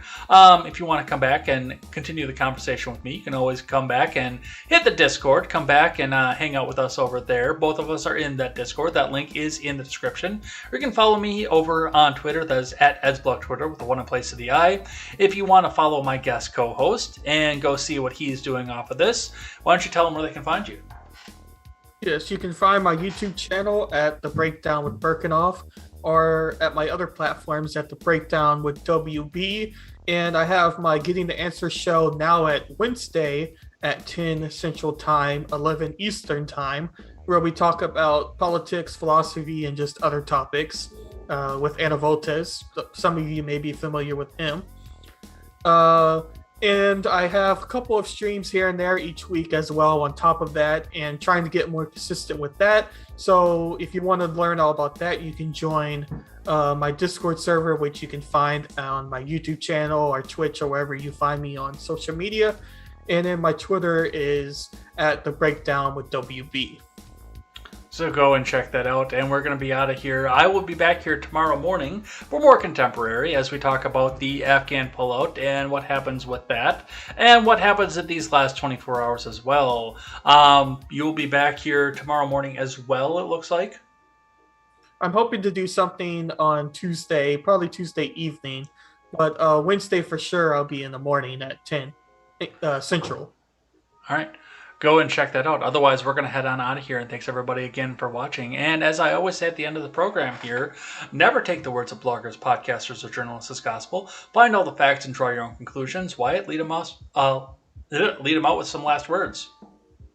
Yes, so last words for me is make sure everybody is keeping to do something interesting besides politics. If you're into politics, that is a good thing. But I always think you need to have an outlet outside of politics, because politics can get very frustrating and very annoying. So having something to escape from politics from is a good thing to keep your mental health good, and mental health is important.